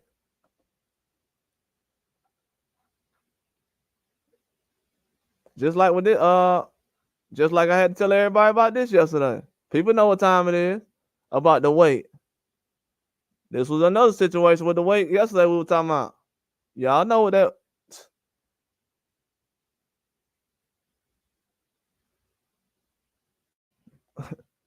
I know I'm gonna start seeing this around more. People gonna start bringing this stat up. Y'all ever see this stat? I was the first one to do that.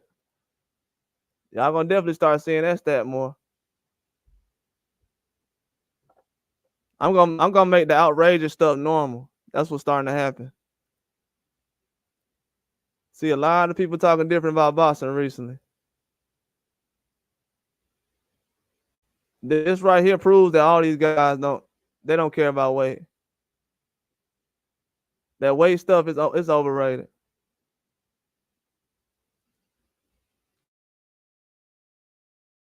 Manny Pacquiao went from 106 pounds to 154 pounds. Anyway, went from 108 pounds to 122 pounds. This right here proves that boxing is it's a scam, bro. It's fake. As far as the way people tell news. Anyway, is 108 pounds, and Pacquiao was 106. This the whole weight conversation, I feel like it's a waste of time for me. I feel like I'm too advanced for it.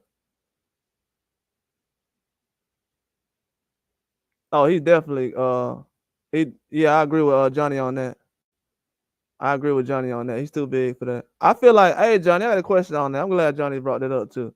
Hey Johnny, you think that Shakur Stevenson might be heavier than him at the end? Not saying Shakur is fat, but he got like a wide frame where he can put on a lot more muscle. You know, Devin got that skinny frame. Shakur don't got that. He kind of got that frame like Tank where he can kind of put weight on, but not really. But I see he can put on more weight than Devin can. You see him being bigger, like one. He's a short guy though. I wouldn't say 160, but I'm talking about down the line, like 34, 33 years old. I don't know. Dudes might be 154, man. Ain't nobody trying to cut weight at 33 years old. Shakur Stevenson might be 150, 160 around that time. Ain't nobody trying to cut weight that old. That's why Canelo at 168. He ain't trying to cut no weight. Canelo trying to show straight up to the fight, walk in, do what he need to do, walk right out.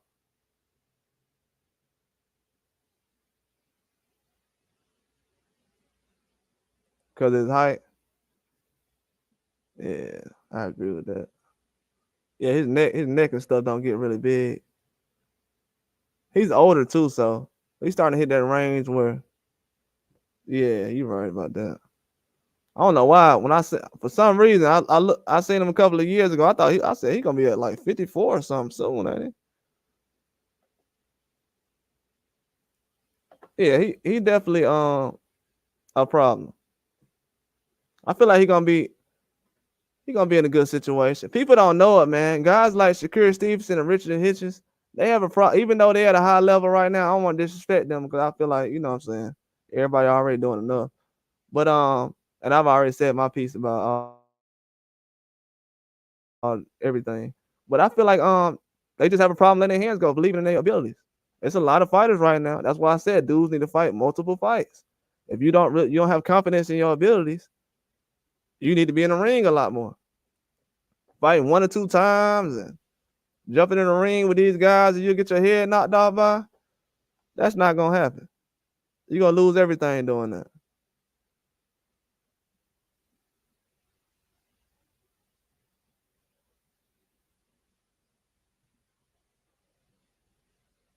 You know what I'm saying?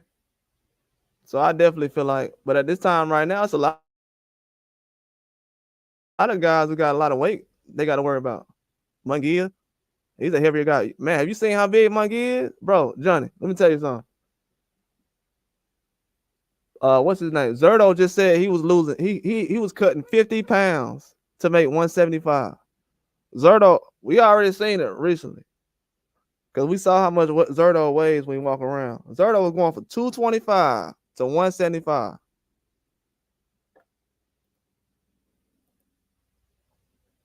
He was going from 225 to 175. That's how people get destroyed in the ring because they'll go in there like, yeah, I weigh 75, so let me go up in there. And then Zerto, 230 pounds, he go destroy you. and that'll be your last fight. So that's a lot. That's why a lot of times dudes be like, "Hey man, I'm finna cut this weight. I'm not finna go in the ring with this guy, and he 200 pounds. That's insane, man. 225 pounds is huge. If you look at how big Usyk is next to Fury and stuff, Usyk's not a small guy. Man, Usyk not a small guy, man. I don't know if everybody know that. He might be short, but he ain't no small guy. Usyk a dog walk anybody out here. I don't care how tall you is in person. He's not no small guy. So for him to be fighting that cruiserweight, man, no way a guy would have been walking around 200 pounds trying to fight on the Usyk. Sometimes that cutting weight, man, that come in handy. You better cut weight, or you ain't gonna be around. These dudes be like, nah, man, I ain't cutting weight. Okay. That's why a lot of times, like with the Triple G and Kell Brooks situation, I'm not gonna lie, I didn't know how bad cutting weight and weight classes was until that situation. Well, actually, I did. I felt like it was wrong going into the fight, but when Kell Brooks got destroyed by Triple G, as far as his eye bone and stuff, that just lets you know, man, them couple of pounds and stuff, it matters. Then Triple G was at that weight class forever. Probably his whole career, man. He was there forever.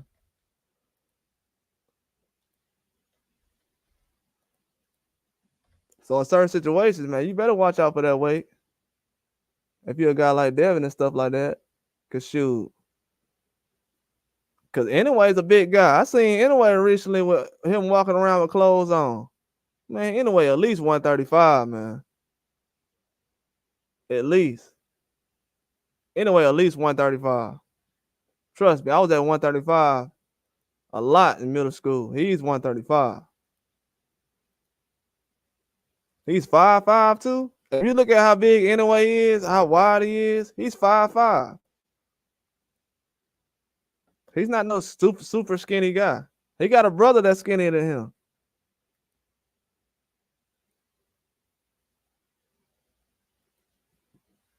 So I feel like guys gotta be you gotta be careful about that weight these days. You got guys like Tank jumping from 30 to 40. Yeah, you'll get destroyed out here.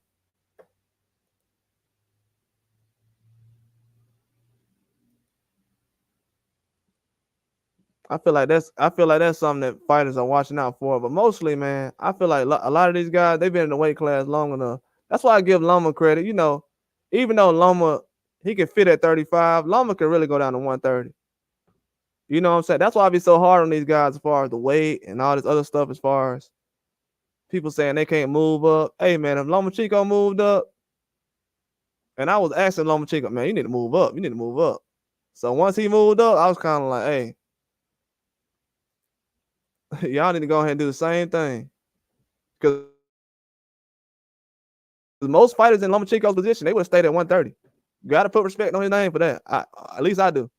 Anybody else would have been like, nah, 130 that's too much, man. I ain't going to 130. I'm like, okay.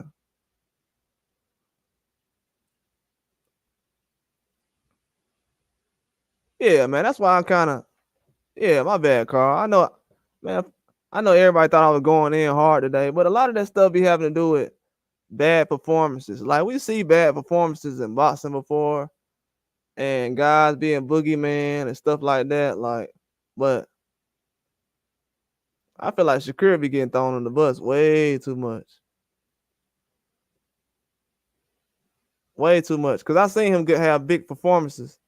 But I know what a lot of it is, though. He should have, to be honest, I know why everybody doing it, so I'm not really too down on it. I know why they doing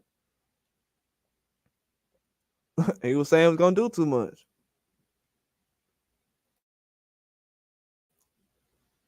Him and Hitches, like what Shakur and Stevenson and Hitches don't know, they're promoting their name off of Devin Haney, basically. Not promoting their name, but it's like in sync with Devin Haney. So a lot of people who kind of know about Devin Haney, they'll be like, okay, so we heard Hitches saying this about Devin Haney or Shakur Stevenson. Let's find out what they're gonna do. And then the two fights that everybody checked Hitches and Shakur Stevenson out, it was two bad fights. I knew the style matchup was bad for De Los Santos fight. De Los Santos don't punch that much, man. He's a very intelligent fighter. De Los Santos not finna run into a situation where he's just gonna be exchanging with somebody for no reason. I said that before the fight. That's why I wasn't too mad about it. By the 7th round, I said, yeah, I'm gonna go to sleep. I knew what time it was.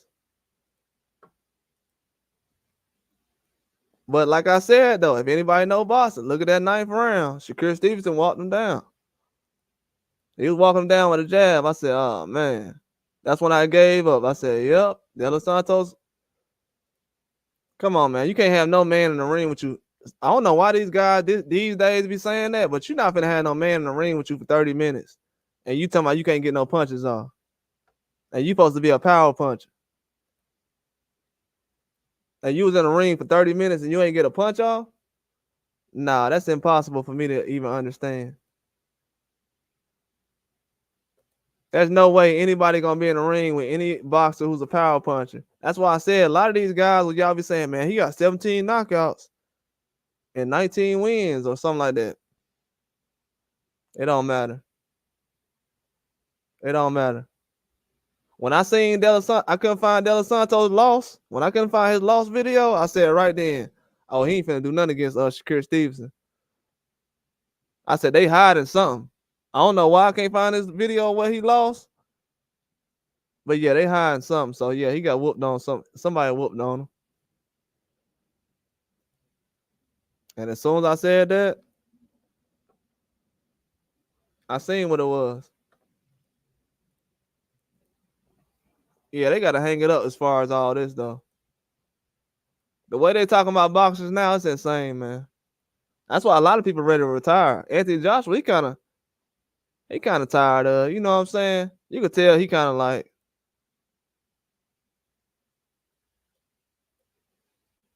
he's kind of past all of it, to be honest with you. He see the business side of things. He kind of like, nah, I'm past all this stuff. And I understand him on that. I'll be past it too. I'll be past it too. They are not trying to push boxers in a good light these days. They're trying to do certain fights, certain setups. They don't care about number 1 or 2. This guy versus this guy. Anthony Joshua, them almost 40 years old. They still ain't fought each other. We can call anybody a boogeyman because they ain't fought nobody. But my thing I've learned today is a boogeyman can be a guy who's lost. They'll call a guy who lost the boogeyman. It's too many, and what's crazy, it's too many guys at 140 be calling people boogeyman. I'm gonna be real with y'all. Any weight class that has, even Canelo's not being called a boogeyman at 168 or nothing like that.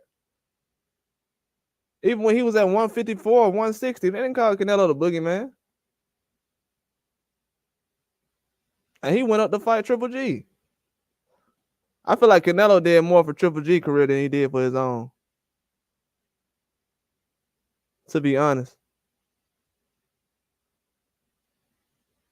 Because most of the time when I actually go through and I'm searching for a Canelo fight, you know the fights I see can pop up for Canelo the most? I'll see Caleb Plant. I'll see Bivol and I'll see Floyd Mayweather.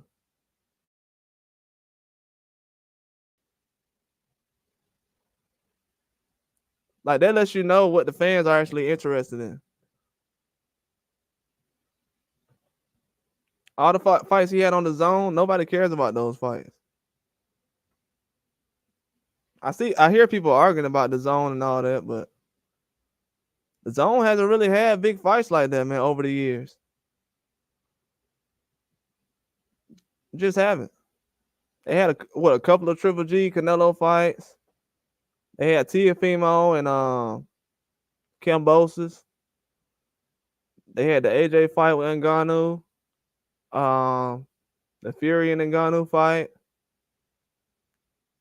Outside of that, not much really. You know they had Devin Haney had a early fights on there, and then he had the Regis Prograis fight recently. I don't know. Other than that, Devin Haney on the zone. You got Devin Haney, Canelo, sorta, Joshua. That's it. Yeah, he got 2 more years. Me personally, I feel like he got less than that. You know, Anthony Joshua, he ready to hang it up, man. He's ready to hang it up. He's just going through the motion at this point. People don't know he got a lot of pressure on him trying to carry Matchroom. If he don't do nothing in Matchroom, ain't nobody else over there getting $50 million to fight in 30 minutes. So if he don't get the job done, they're gonna end up getting somebody else or try to, but he's a hard guy to replace because most of these people don't fight everybody, or everybody they should be fighting, or at least somebody. So it's kind of easy to make fights with him, but everybody's not gonna be in the same situation as him, so it's gonna be hard to kind of replace him. But yeah, he's definitely gonna get away. I think that's why they're doing the Saudi Arabia fights now.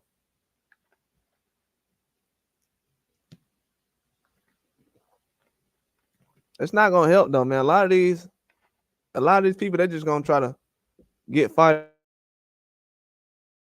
from other promotional companies. They're not really trying to build up no talent right now. They're finding talent, but they're not building up talent. You know, that many undercards no more. If you're not on like Top Rank or with Golden Boy right now, it's gonna be hard to try to make some young fighters right now.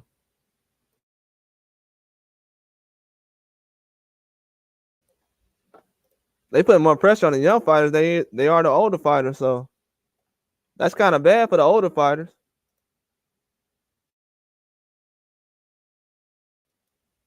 Sometimes when I see fight people, the fans kind of saying that Devin Haney and these guys should fight each other. That's actually, I don't know. That's actually, I wouldn't say it's bad for boxing, but that's a new thing. Like, we never put pressure on a 25-year-old to carry boxing. The fact that we need a 25-year-old to carry boxing right now, man, we are done. We are done. I can't believe we got 25-year-olds carrying boxing. It's gonna destroy us. That's what people don't understand. We have to say everybody under 25 to do something. Oh, I need 25-year-old Eastside Cruz to fight 25-year-old Devin Haney. Oh, I need this guy. These guys are young, bro. We got some guys who's not even that old to carry boxing. I don't know if people understand that.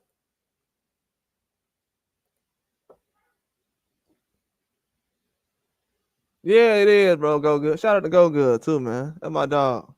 Shout out to Go Good. Especially shout out to Go Good. Yeah, man. I know it's I wouldn't say it's hating. It's more you just don't want the guy to win. I wouldn't say it's mostly hating because yeah, I agree with Go Good. It is hating. But sometimes when you first see Haney, he doesn't look like a guy who's a high talent. You know what I'm saying? From the naked eye. He doesn't look like a guy who's, I don't know, like well put together like everybody else is. So they'll look at him like, he's just a novelty almost. But no, he's the real deal. He's fought everybody. That's what I'm saying. Like he has to give credit. He has to get credit for being 16 years old, trying to even fight a Tank Davis. So we talking about guys that's grown men now that won't fight Tank Davis for millions of dollars. But at 16 years old, Devin Haney fighting him for free. He really doesn't get any credit for that. It's kind of weird. Yeah, it is, man. It is. From what they had. You know what I'm saying? Andre, Danny Jacobs, Triple G. When they was getting all that talent that year, then they had Tevin Farmer. I think them not getting the Tevin Farmer and the Tevin Farmer and Tank Davis fight hurt them. And I think Canelo not fighting Triple G earlier kind of hurt them.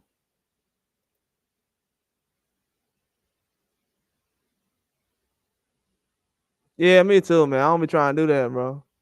I don't know. I be sounding kind of mean, so I don't be trying to go off on nobody. But like, bro, like it's no nice way of trying to get a pit bull up off you. You know what I'm saying? Like how nice can you be when you're trying to get a pit bull from biting on your around your neck or something? Like that's kind of how boxing is. You're trying to get a pit bull off of you. You laying on the ground.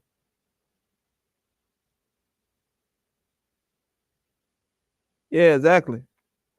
Bro, the only way I'm able to tell this kind of information because everybody come through, hit the like button. I appreciate everybody. That's the only way we can actually change it. Cause I'm not on here trying to push no narrative. That's what people don't understand.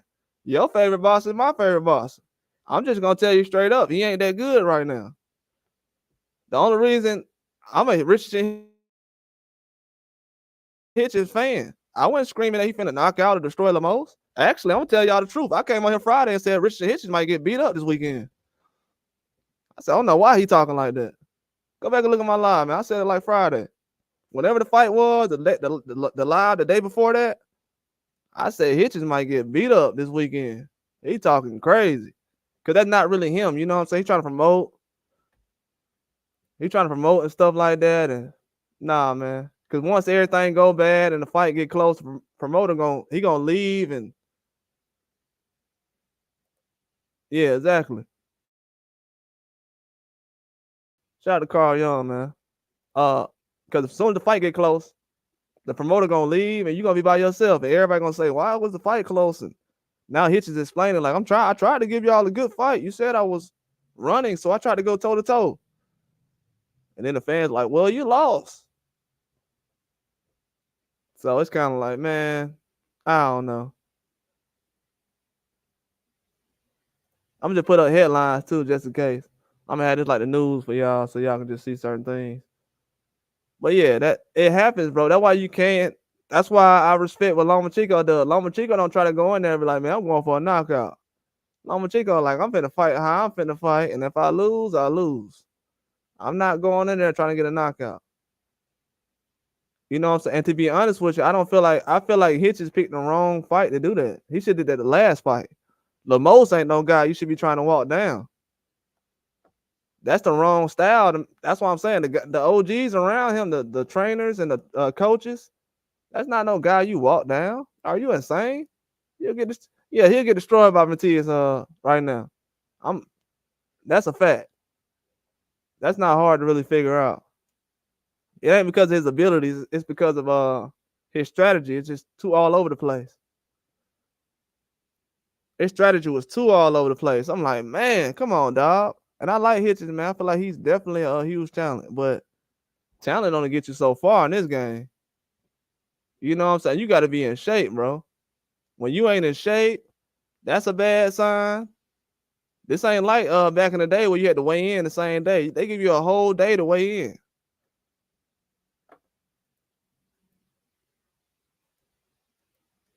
I know they got the little new kind of weigh-ins, but at the same time, man, technology different now. Y'all gotta make this stuff happen. Dudes been fighting superstars all their career. Their whole career. You know what I'm saying? Certain people have been fighting certain people their whole career. That's why everybody's saying Boots. Boots done fought everybody. Devin Haney done fought everybody. Tank done fought everybody. It just hasn't been monetized and put in front of the fans who just now know about it. That's why a lot of times they don't make the fights, because if they would have made the fights 3 years ago and you just found out about Boots Ennis or Eastside Cruz right now, you'll think he was a bum because he lost. Because most people will say, you know, he lost to so-and-so, so he's not that good. But they don't understand circumstances. A lot of these guys, 21, 22 years old. You think Eastside Cruz was going into the Tank Davis fight? Like, man, I hope they give me credit. You know, I'm only 21, 22 years old. I hope they know that I'm young. I'm a young guy, so I hope I get credit for this. Nah, he's not looking for that. He might not get it till 2 years later, like now, when he fights Rolly, but he gonna have to realize, hey, taking hard fights gonna be recently taking hard fights and having close fights. Fans will forget about it, but it's gonna hurt you for the moment, but it'll make you vulnerable. Everybody think you'll be able to lose, so that actually helps you. If you're saying you need a fight, everybody think you're an easy fight, that's gonna help you. Bad performances help you get a good fight. I don't know if people realize it. A bad performance will help you get a good fight. If people say you look bad and this guy stop you, they'll start getting in the ring with certain guys. So a bad performance is not always a bad thing for boxing. Trust me. Matias go out here and go 12 rounds. Now everybody gonna be like, yeah, I'll for sure stop him. I want him right now. I ain't signing another fight until it's him. That's how certain guys gonna go. So, because I've heard certain fighters say that Matias is a boogeyman at 140. I've heard Tank Davis say this. But he got to understand, Matias at Eastside Cruz at 140 right now. So I'm gonna tell y'all another thing. That's why I say, man, it's not good to talk in boxing. So Tank Davis was saying like everybody was running from Matias at 140. So Tank Davis got himself in a position right now. So Lomachenko's at 35 and about to get a belt. He can unify with Lomachenko. If he don't go unify with Lomachenko, guess what else? He gonna go to 140. If he goes to 140 and fights Eastside Cruz instead of Subriel Matias, that's when you know what a situation is. Because Matias just left PBC. He been at PBC for a minute. So he was over there at PBC. Ain't nobody over there mentioning his name. Ain't hear Tank saying, I think Eastside Cruz should fight Matias. I ain't hear nobody mentioning all this. As soon as Matias step out PBC though, now you got PBC fighters saying, yeah, people ducking, they ducking. So that's why I was looking at Tank like, oh, okay. So you the one starting all this. And you the one who can fix all this. You were just at 140. Tank had a belt at 140. I ain't heard nobody on the internet sit up here and say, man, Tank had a belt at 140. He dropped the belt. He was running from Matias. Now, why the dude who dropped the belt at 140, why he ain't getting questioned about ducking somebody? I ain't saying he is. I'm just saying, if you were to pick somebody who's ducking, that would be a guy you would have to pick because he dropped the belt at 140. Who the only person that dropped the belt at 140 right now?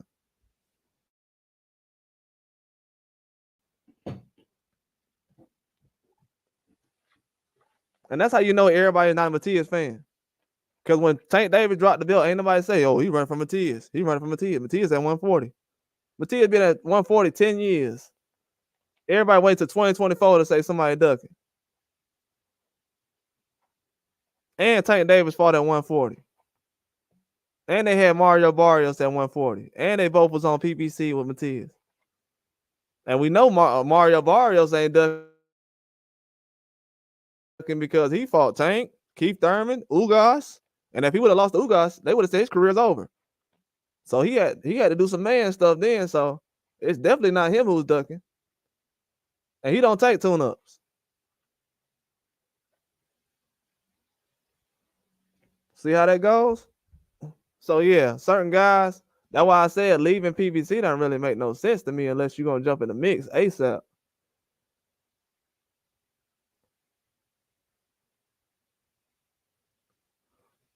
And that was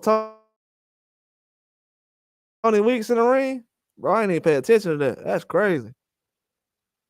Man, I must have been locked in. I didn't even know that was Tony Weeks in the ring. Man, that's insane. I'm sitting here thinking about Tony Weeks you just said. I know what you're saying. Dang, Tony Weeks was he refereed that fight? Wow. Ain't nobody question that? Okay. All right. I didn't even know that was Tony Weeks. So I was okay. That makes sense to me then. I'm on the right track then.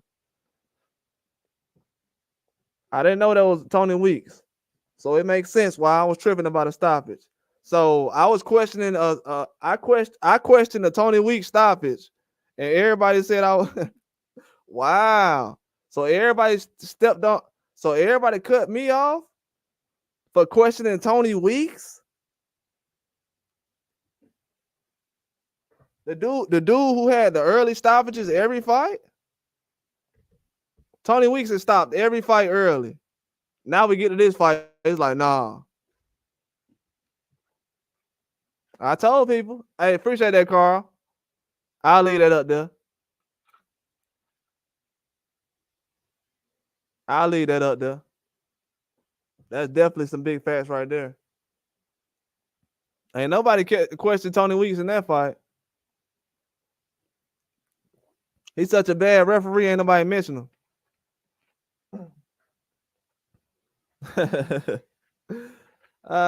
These dudes funny, man. They don't really care, man. Hey, Carl, I would have been heard that if everybody was reporting news like you are actually doing right now. You're actually reporting the news right now.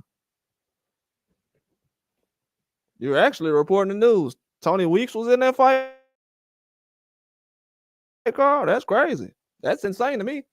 I heard everybody saying, "Oh man, when Tony Weeks do matches, I need to investigate." Yeah, man, he could have had, like I said, last 2 weeks ago. I think it was last Sunday, Sunday before that. Eastside Cruz could have had Rolly out in the first round if he had a real referee in the ring. I said that on the live. I said he could have had Eastside Cruz could have had Rolly out in the first round. Then they let it go far. Then they stopped the fight early. He could have got out. He could have got him out in the first round. Then the referee don't know how to break up a fight when guys is exchanging. You got Eastside Cruz catching Rolly in situations. Then he like break up. Like bro, don't even know how to referee a fight for real. Allegedly, he don't know how to referee a fight, man. I can't believe that. Wow, Carl he watching everything. Man. That's insane to me, man. Tony Weeks. And I'm sitting here asking y'all why they stopping the fight on the feet. I'm asking, I wanted to see Eastside Cruz sleep Rolly. And everybody asking me, man, why you want that to happen? What? Y'all bragging about dudes getting killed in the ring? Y'all bragging about Matias killing a man in the ring, bragging about that like it's cool. But then the next minute you talking about some, yeah, man, I'm glad they saved Rolly. No, you're not. Get out of here. Why are you lying to my face? You just bragged about a man dying in the ring.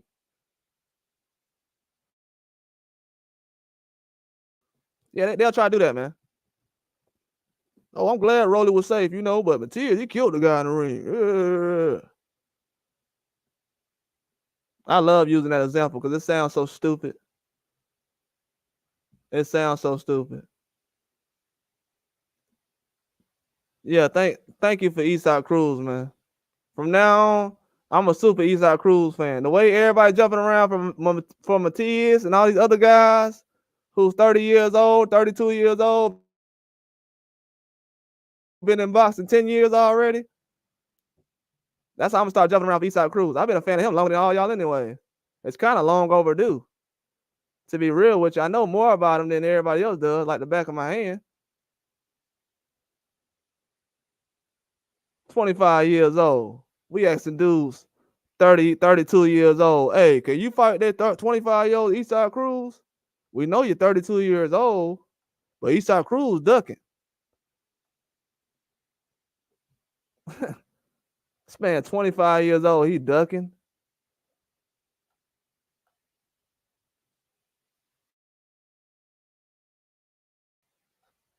This is insane, man.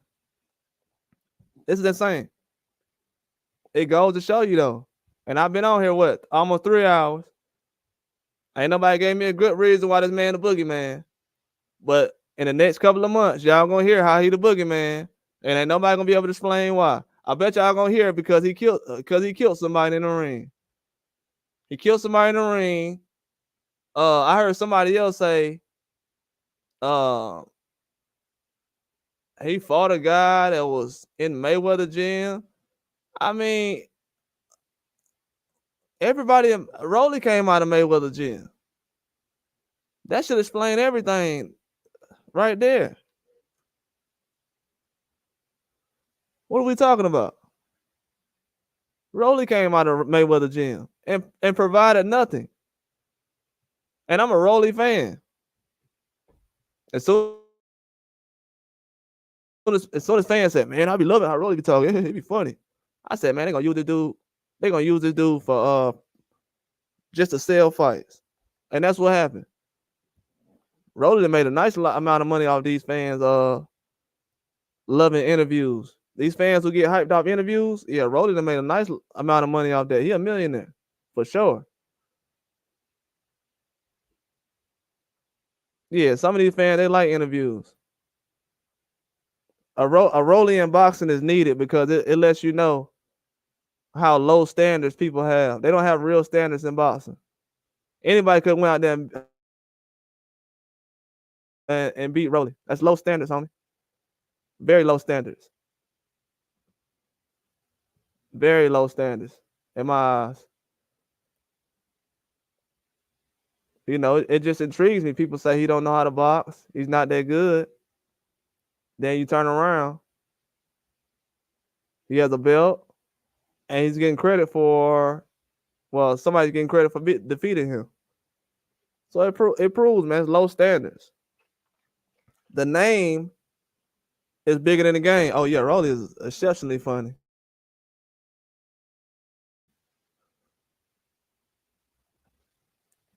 I feel like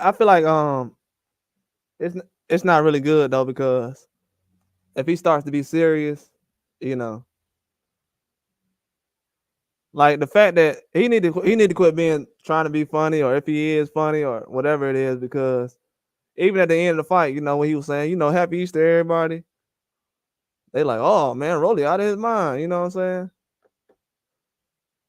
So he don't want to be one of those people that people like, oh man, why are you acting normal? You need to be jumping around and acting like Rolly. You're gonna be a character in a minute. You need to relax. For real.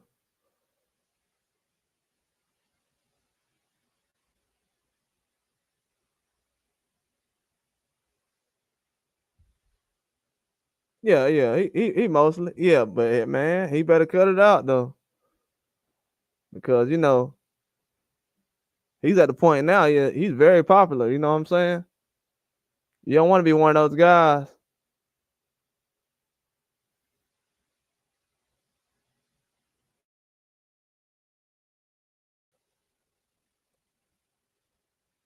Nah, I don't think he's slow. No, I don't think he's slow. To be honest, he just sound like he just sound like a guy who grew up smoking a lot of pot, probably.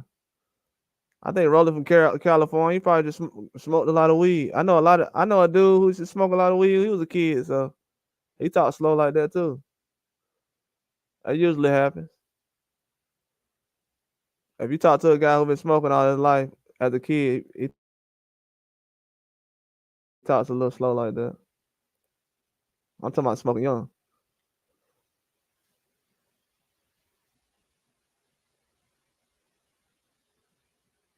Oh yeah. White guy. That's what I was thinking. I was like, yeah, okay. Yeah, I was thinking. I was like, I thought it was the white guy, because that black guy who did the. I never seen him before. That guy who did the black referee who did the Mendoza fight. I think he did an excellent job. I forgot what fight the other referee had, but in that Mendoza fight, he did an excellent job. That Boychek and Mendoza fight, they wasn't really doing too much grabbing and stopping the fight. He just letting them fight. Some of these referees don't touch a guy. I don't know if y'all noticed it. Some of these referees don't touch a guy the whole fight. They'll just say break, yell. Some of these referees don't even touch you.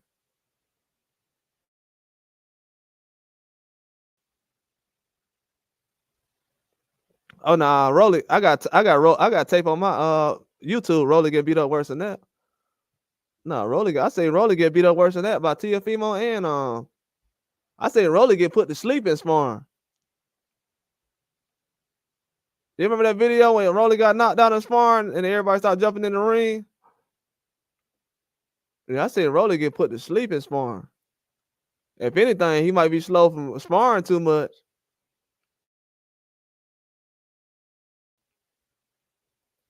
They better hope he ain't punch drunk at 28 years old.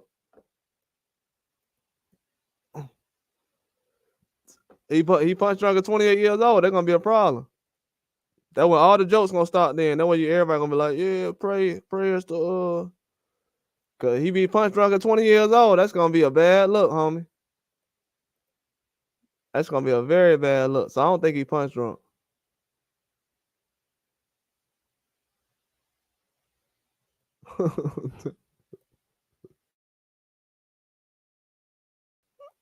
Shout out to Tate's guy, man.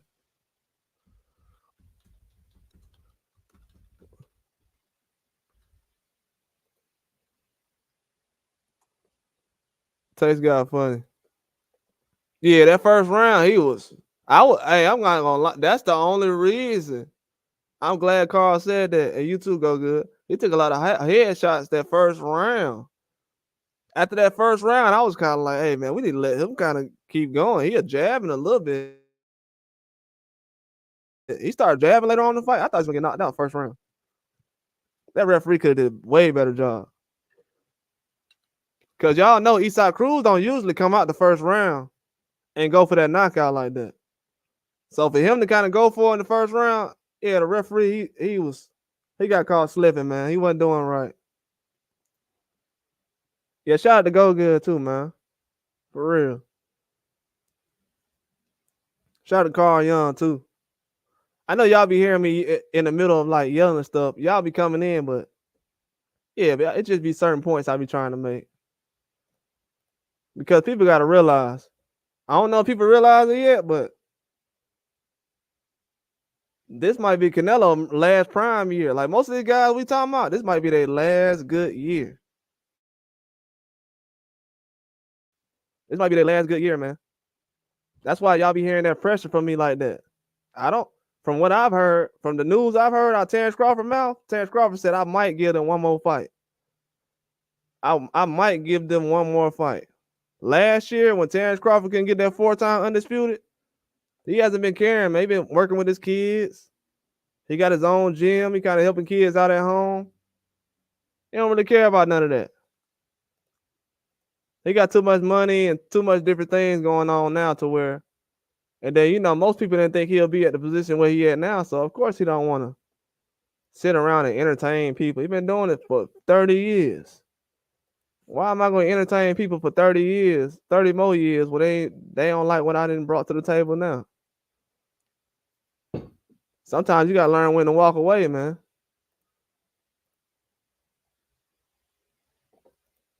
To be honest, sometimes you just got to know, man, hey, they don't value you no more. They don't value you. The guys they value in boxing is the guys that everybody's saying that's the boogeyman and everything else. I hope everybody get these little boogeyman they talking about, and I hope they sell some pay-per-views after 30 years old. Because I ain't never got to explain why my boxer can't sell a pay-per-view before 30 years old. If he is a pay-per-view star, everybody ain't got to be a star, but the pay-per-view numbers and the pay-per-view sales, that's kind of overrated in boxing. Because last time I checked, I ain't heard nobody bringing up no pay-per-view numbers recently. I heard everybody bringing up about Devin Haney, but and my thing is, who cares if he sell pay-per-views? Like I never understood that. When I was growing up, we didn't care how many pay-per-views Mike Tyson sold. And it's sad that OGs in the game right now who actually grew up watching boxers in the 90s, they know how hard it was to buy a pay-per-view back then. So for them to be trying to sit up here and be like, yeah, man, pay-per-view, ain't nobody selling pay-per-views like that, bro. Let's be real. Ain't nobody selling pay-per-views like that. Nobody.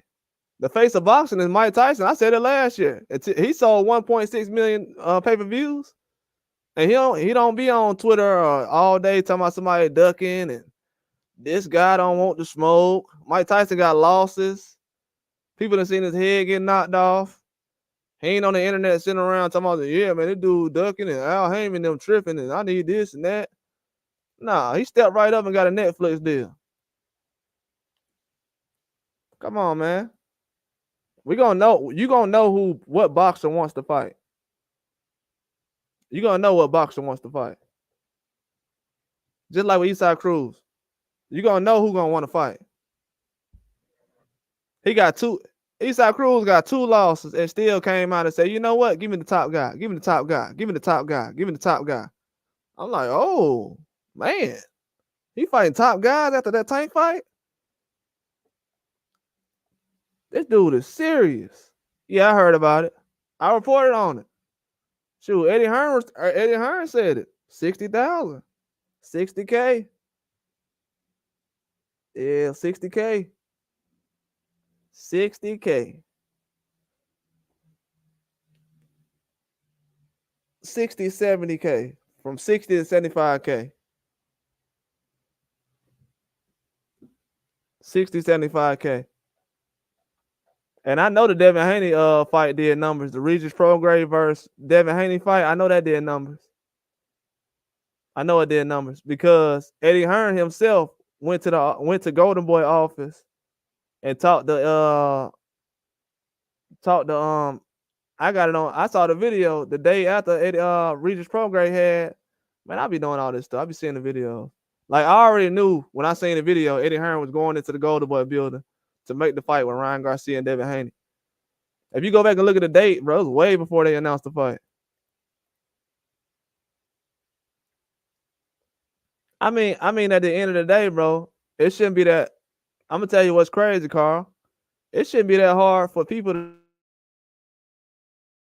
just find Crawford any kind of fight. They let Canelo find any kind of fight.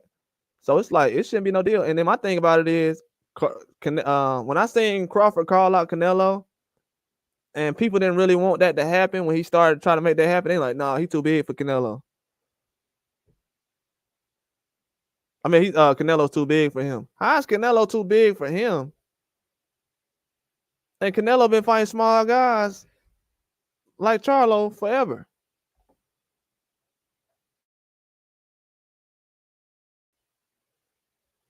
People don't even notice that though. Last year I asked for Crawford to fight Charlo, and I wanted Crawford to fight Charlo, then Canelo. Crawford could have easily fought Charlo in December or November, then turned around and fought Canelo and Cinco de Mayo easily after fighting Earl Spence. These people don't want to fight. They don't want to make the fights with Crawford.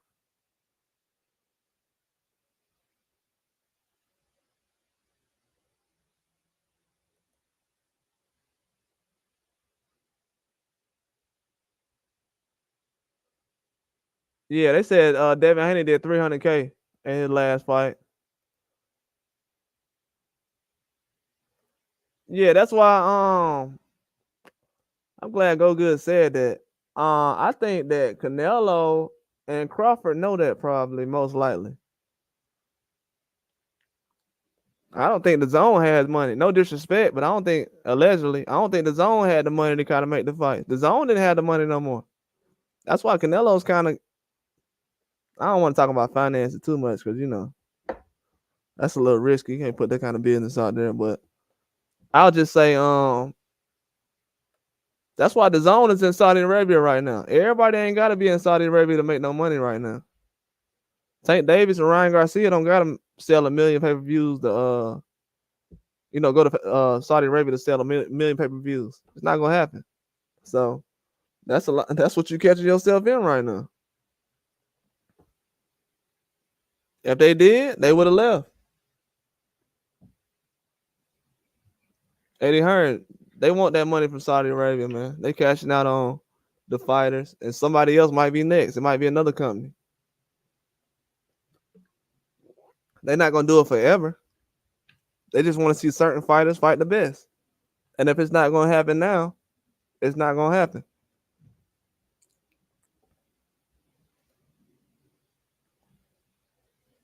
Yeah, that. To be honest with you, Johnny, when I put out that I put out $100 million like a week or two before that, and I was like, man, this look like clickbait.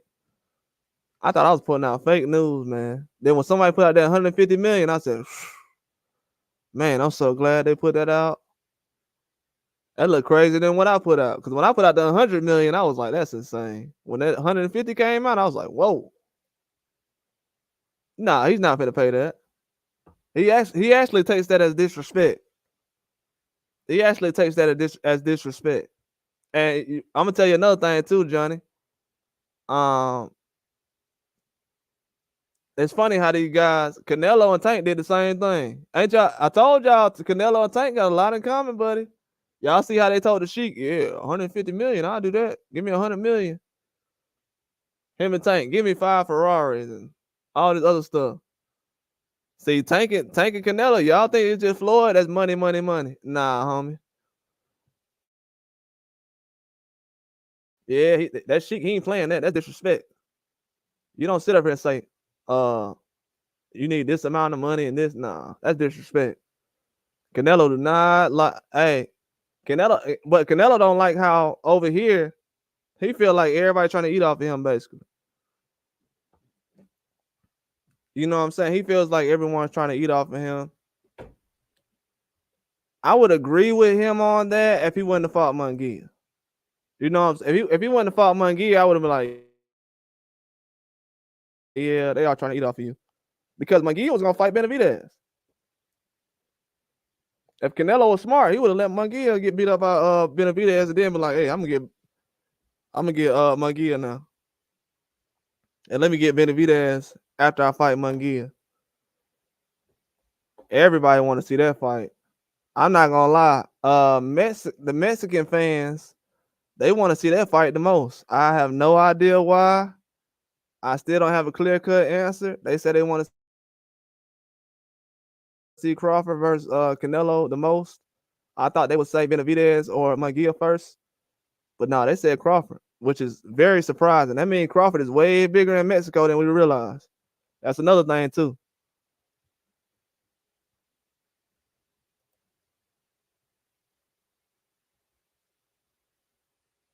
I couldn't really get through it. He was so all over the place. Oh my God. He was so all over the place. Man. I had did a live a couple of weeks ago, Johnny, and I had said something about what everybody's saying about Samson, but I thought I was overreacting. But nah, man, he's doing what I thought he was gonna say.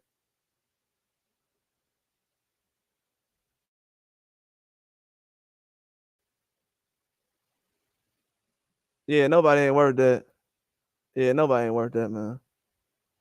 I gotta finish that interview, actually, Johnny. I gotta finish that interview, and I gotta watch. I gotta finish the other interview. Grinch was talking about. Grinch was telling me about. I watched half of it. I didn't watch all of it. Oh, y'all! I'm gonna tell y'all right now, man. Jeez, man, I wish I had made a Discord last night, so I'm well, I ain't make it, but I already had it made. I finished it. But I got a video, man. I didn't put out no news today. I'm gonna tell y'all right now. Trying to figure out when I'm gonna put the news out because I know they're gonna steal the hell out of it. Man, I got some news last night. If y'all want me to drop it tonight, I will. It's on my phone right now.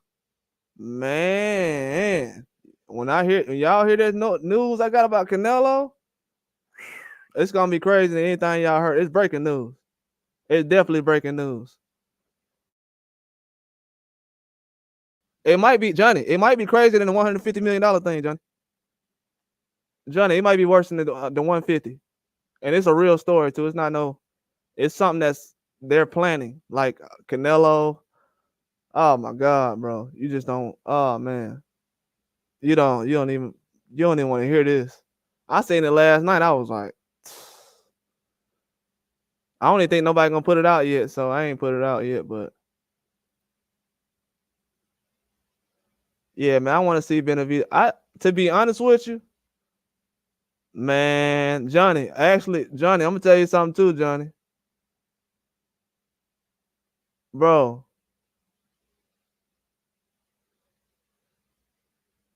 all right. Just to be real with y'all, all right. It was supposed to be a membership video. I'm gonna drop the video for y'all. Hold on. So it's two things happening. I forgot the other Canelo thing in my mind. I'm forgetting in my head. It was something else. I just had it in my head. But one of them is definitely insane, bro. Well, actually, both of them are insane. But the one I heard last night was so insane, I forgot the first one. But man, y'all ain't gonna want to hear this. I actually don't want to do it because it looks like bashing. A lot of people think I be bashing when I put it out, but it's nothing. It's just what Canelo says. He'll say, "I'm gonna do this. I'm gonna do this," and then I'll just put it out. Most of the time, when he says what he's gonna do is correct. When I have to go through Eddie Reynoso or Samson Liquids, that's when it gets difficult, and sometimes I run into not saying they're liars. It's just that they have other plans that Canelo them don't, or Fundora. Like Fundora wants to fight Terence Crawford, and everybody else want him to do other things. So the fighters don't always get the decision they want. They gotta make a team decision. But man, yeah, Johnny, this is wild right here, bro. This is a wild one. Well, Johnny, you already know one of them. One of them I already know. Oh, it's just me. I be coming up with half of this news. Half of this news I be coming up with. Oh, no, I don't be having no sort. Most of this stuff I came up with. Like most of my videos, I'll get a lot of from like I'll see a tweet or I'll just see a situation I know. Like in the past, I've been following boxing so long, so I know if somebody move a certain way. Like even with the Tank Davis and Johnny Allison was on my channel when I was talking about Tank Frank Martin. Oh, I'm gonna drop the video. I'm gonna drop it. Cause by the time I get off here, somebody gonna post it already. It's crazy. It's crazy news. I didn't understand. I thought it was, man. Yeah, Canelo making moves, bro. Oh, I said one of them already. The Canelo and it's not really a big deal if people if I say it right now. One of them is. The other one is, but as far as Canelo talking about he wanted to fight Bivol again and stuff like that, that's not really a big deal to nobody saying that he might fight Bivol again. The big deal is what I actually know that he's doing. As far as trying to fight Bivol, he's trying to fight Bivol because of this, and this. You know what I'm saying? But the other rumor is something that he said he's gonna do as far as his next couple of fights. Man, Canelo got his own. He got all his fights lined up already.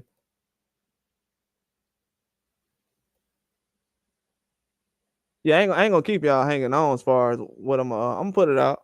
I'm gonna put it out.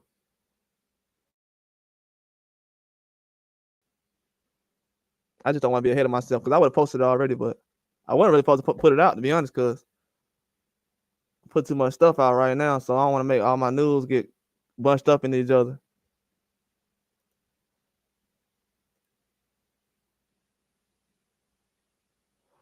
Yeah, but I don't know if it's because of that, bro. I don't know, man. This dude, I told you, man. People don't, bro. I got people running around. The thing I love about Canelo, man, he'll do something that I said that he'll do, and people got to actually walk around and they got to actually like, because most Mexican fans know I be telling the truth about this stuff. So most American fans, they'll be like, oh no, that ain't true. They be already knowing because he said it in Spanish probably a couple of months ago. That's how he be doing it. You saw how he went on TV. He was like, yeah, I'm finna give y'all free fights in Mexico. I don't think he's gonna unify because Bitterbeef don't want to fight Canelo. Bitterbeef, like, they asked Bitterbeef about Canelo. He was like, yeah, I seen that guy fight like one time before. He was like, if he wants to, Bitterbeef said if Canelo wants to fight him, I got the video on my channel. I forgot what he said. Yeah, he said if Canelo wants to fight him, he'll fight him. But he doesn't know Canelo like that. Hasn't seen him fight much. I think Benavidez seen Benavidez fight more than he's seen Canelo fight. He don't really like Canelo's style.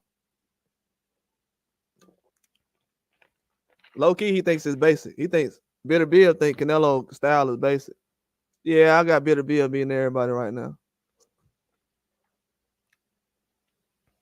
Yeah, I got Benavidez beating everybody.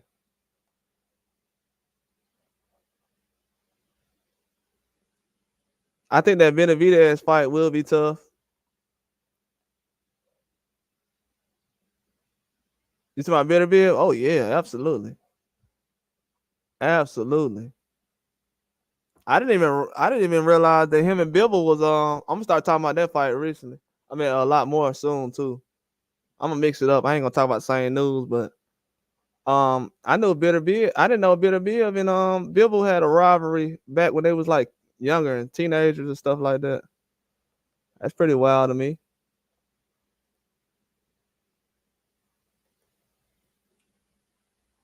Bro, so that trailer for that I'm gonna say that right now. That trailer for the Bibble and Bitter Bill fight in Saudi Arabia, that's gonna be insane. I'm gonna say it right now. That's gonna be the best. That's gonna be the best trailer they have for the whole fight. For any fights they put out. That's what I'm saying right now. He got it. That's a real question. I mean, right now, the only thing Benavidez got on his side right now is that Mexican fans is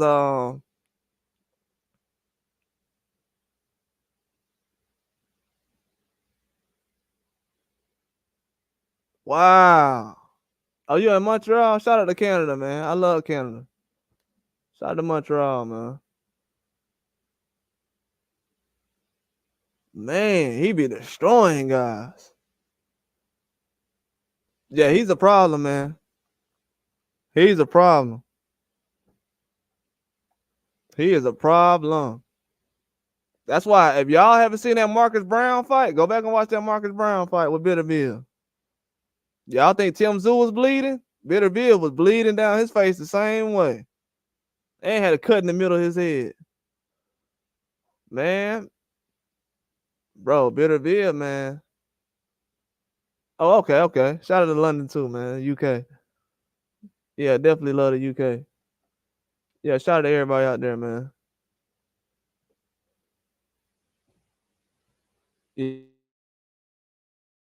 Yeah, I'm actually supposed to talk about the Barrett fight.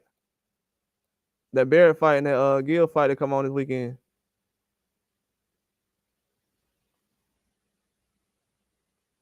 Yeah, Bitter Bill been destroying people, man. People don't understand that he's a different animal. He's not the same as these other guys that's walking around. He's way different. Yeah, I know. Yeah, Canada's actually a decent place. Yeah, he trains out there now. I seen that. Canada actually has a nice little hub of fighters coming out of there. I know they have certain guys that adopted as a home, but they got a nice little brand of fighter. I used to like John Pascal. I don't know if y'all ever seen Jean Pascal. John Pascal. Yeah, Pascal was a beast, man. Yeah, Pascal. Canada got some guys out of there. Pascal was a problem. I hope Billy just as good as Pascal was. If y'all ever heard of Pascal, man, that dude got one of the best resumes in boxing history. He fights everybody. Go look at John Pascal resume. Yeah, he's a beast. He is definitely a beast. I definitely like him. That's why I said that 168 division gonna be a problem, man. It's gonna be that's why, Johnny, if you don't realize it, most of the guys I talk about in my channel is 140, 154, and 168. That's all I talk about the last couple of years. And some heavyweights. You know, when I started the channel, everybody wanted to talk about heavyweights. I talked about heavyweights for a couple of months, but everybody want to hear about 140. We just want to see good fights happen. That's why everybody was excited about Tim Tszyu and Fedora fight. I think the fans did a good job as far as knowing how good the fights was. It's not really like fans know when they see a good fight. You can't fool us no more. That card gonna be fire, bro. That's gonna be a good card. That card and that Tank Davis card is loaded. I think Canelo's gonna have a good card too. I think they're gonna move a couple of fights over. They might move a fight over that got canceled on the Tim Tszyu card. They might move that over to They might move that over to Canelo's card. I think Jerron Ennis might be on that card too. Yeah, he is. You know what's funny? I'm glad you said that. That's kind of how the relationship. Him and Bibble, they cool. They not like enemies or nothing, but they kind of got a relationship like that. You know, when they was growing up, Bitterbeard was like a Drago, and Bibble, he was like the Rocky of the crew. Yeah, he was the captain of the team and everything. Yeah, Bibble, he's fighting against the captain of his Russian team, basically. Yeah, he was a man. He's got a resume, bro.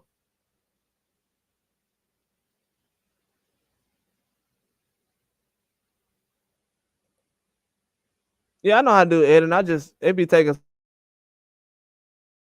so much time. I don't be spending too much time doing it. I know how to edit a lot of things. I'm not like an expert, but I'm pretty good. I'm pretty decent at certain things. I'm actually trying to figure out After Effects. I know how to use After Effects, but once I get to the point where I'm like advanced, yeah, I got a playlist of videos. I got a playlist of videos. If you learn how to use After Effects, Adobe After Effects, you don't use that. You don't have to use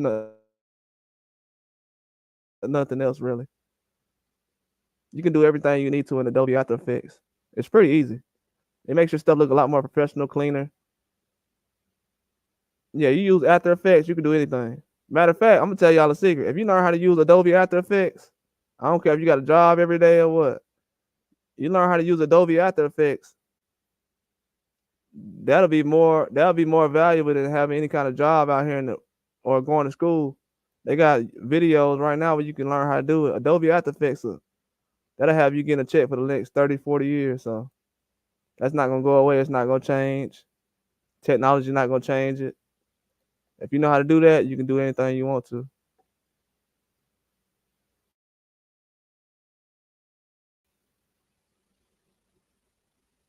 Oh man, I'll do that. I'm gonna say that. I'm gonna do that for you. When you see it, you know what time it is. And Wolf was a problem, man. Hey, Ann Wolf was a problem. She was a problem.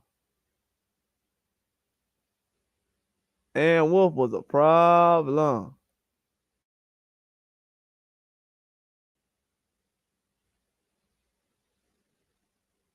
Ooh, they did under 30K? Woo. That's horrible. Man. That is bad. I thought the fans was gonna show out for that fight. That's some bad numbers. That is insane.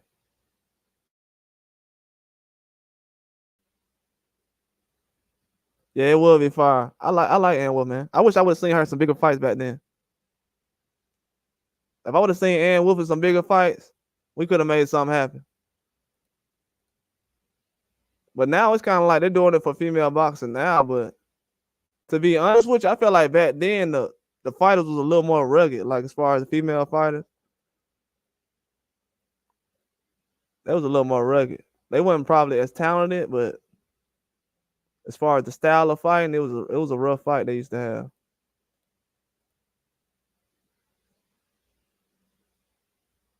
It's a lot more 1-2s in these fights. Back then, they was throwing combinations. Yeah, I'm definitely gonna say that. I'm gonna try to do that. Yeah, I'm gonna do that for you, Johnny. Yeah, that was insane, man. I actually didn't see that till like recently. I didn't see that till recently. I seen it before, but not the way I seen it this time. When I seen it recently, like just take my time and actually watch the fight, man, she destroyed that girl. And the girl wasn't a horrible boxer. She wasn't the tip top amazing, but she wasn't horrible. She was put together. Yeah, she was a beast, man. Had a vicious KO too. She's one of those fighters you like, man, I wish I would have seen her against somebody else. That's why I'm kind of hoping these guys actually put something together a lot more better in the boxing game now. Because people are getting older, man. They don't know a lot of guys. Shoot, some of these guys older than Terence Crawford.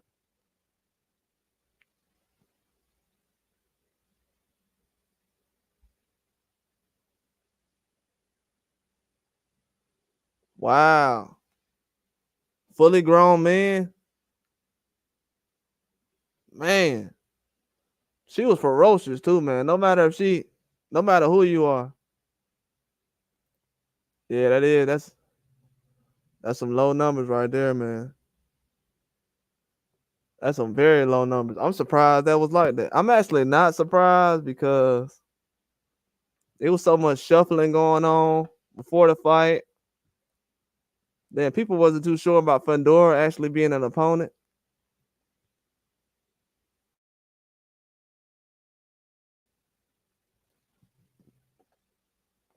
So they did 30K.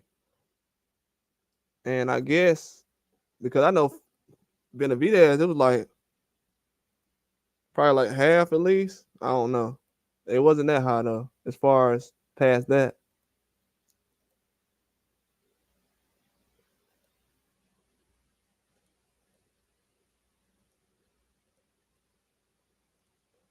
Yeah, we need some bigger fights coming up, man. I know these fights coming up, but in September, December, when it gets cold, that's when it's really gonna get tough. It's gonna be a lot of guys in that age marker where it's like my career is on the downside, so I might have to get something a lot more serious these next couple of months. Fighting one time a year ain't gonna do it.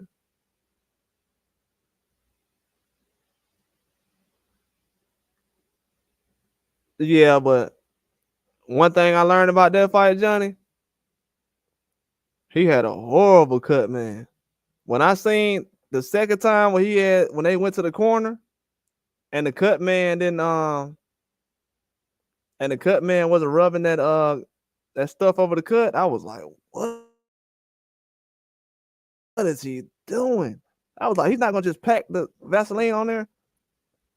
You know, he didn't even try to like pack it on there. He just was like, and then the spot he was putting the Vaseline on, then it was the wrong stuff. It was kind of like thin. I feel like overall they weren't prepared. You could have stopped the a leak like that. I feel like they let it get out of hand way too much. They didn't put any pressure on it. And knowing the guy that Tim Tszyu is, they know he went finna. I knew Tim Tszyu wasn't gonna. I knew that fight was gonna go 12 rounds because of the blood and stuff like that. I knew they weren't gonna stop the fight. Too many circumstances. It actually turned out to be a good thing though. Now it's a memorable fight. You know what I'm saying? Yeah, it is. It's too one sided. You know what I'm saying? It has to be on both sides to go good. You know what I'm saying? Like a lot of people don't want to have it on both sides. It got to be one sided now. If it's not on all sides or who they feel like should be the guy, because one thing is, I'm okay with the fans saying the guy's a boogeyman or this is this. But once that guy lose, you need to be yelling about him just as much as you were when he. You don't see people running around here when guys lose. Hey, we gonna push them. But certain guys, they're not gonna push them. They're not gonna let you bring up certain people after they lose. Yeah, that's what Inouye kind of was.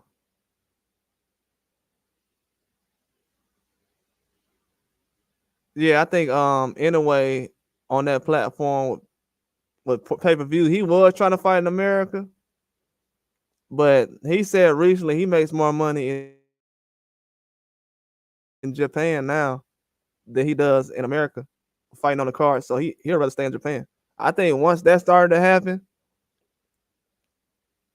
a lot more, and then you have these apps starting to open up now. It's changing everything. I mean, people don't really. Most of the time they have fights in Vegas anyway, so unless you're going to Vegas or something like that, you're not really gonna be involved in actually going to a fight. So most of the time now they can just have fights in certain countries and just putting on a certain platform, and then people have subscriptions. So right now the thing is, I'm gonna tell y'all a secret. Right now the thing is, certain countries you, you can't watch certain fights in certain countries. Like that's gonna be going on soon. It's gonna be hard to get access to certain fights unless you're in that country or you got to pay extra. So it's gonna be harder to get access to boxing in a minute because people have to realize PBC is working with Amazon and also Tekken Promotions. Tekken Promotions working with ESPN and Amazon Prime. They already putting Stephen Fulton fights with Inoue on Amazon Prime and ESPN. Amazon Prime, they've been doing fights over there with Inoue since last year and all these other guys.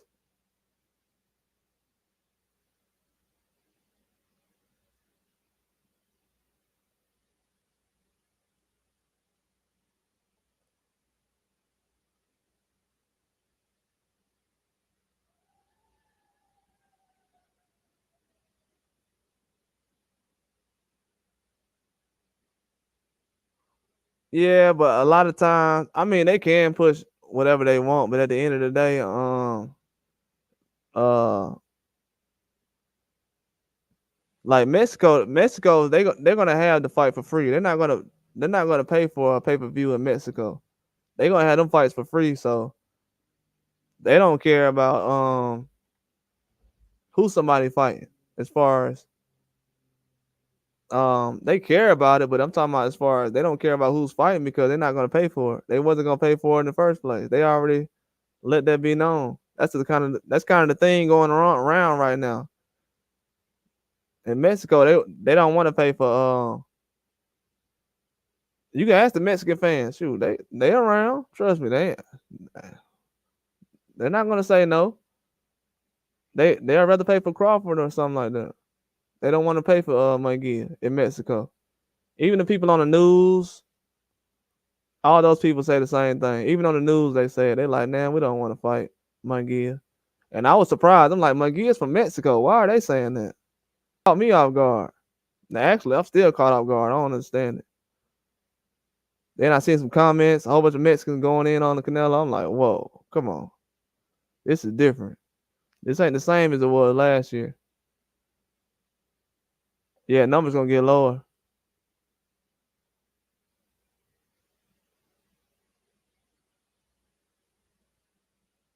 Yeah, we don't. I'm just going off what Eddie Hearn talking about. Eddie Hearn said it was around. Let me see if it's 4 to 5 times. I don't know. It could be right, bro. I ain't gonna lie. 30 to 60, 30 to 60. I heard 60 and under. So anything under 60, that makes sense. Now, if somebody would say 80K, 70K, that probably would have been. But I heard from 30 to 60, that makes sense.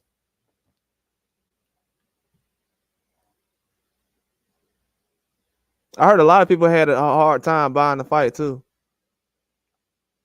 You know what I'm saying? People was going to different apps and different places. They couldn't really get it. So by the time the fight came on, they just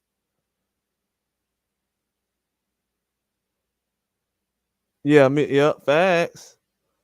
Absolutely. Absolutely.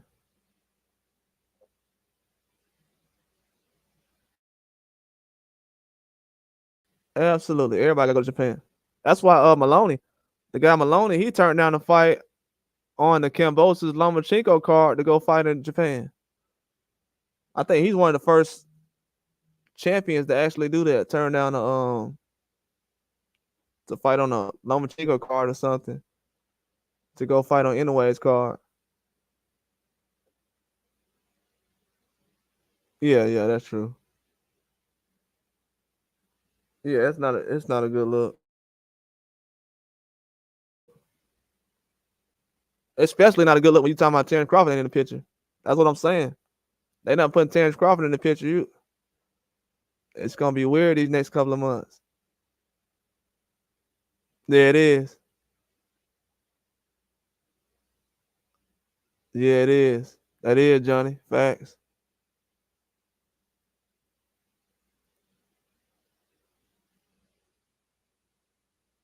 Oh no, I want to see Munguia fight. No, I want to see Munguia fight. But the thing about it is, I don't know if we're gonna look at Munguia the same. Like one of these dudes gotta lose. And you know, oh yeah, shout out Carl. Appreciate that, bro. All love, man. I know I was yelling earlier, but shout out to Carl Young, man. Shout out to Carl Young, bro. Yeah, definitely shout out to Carl Young. I'm gonna see you again, Carl.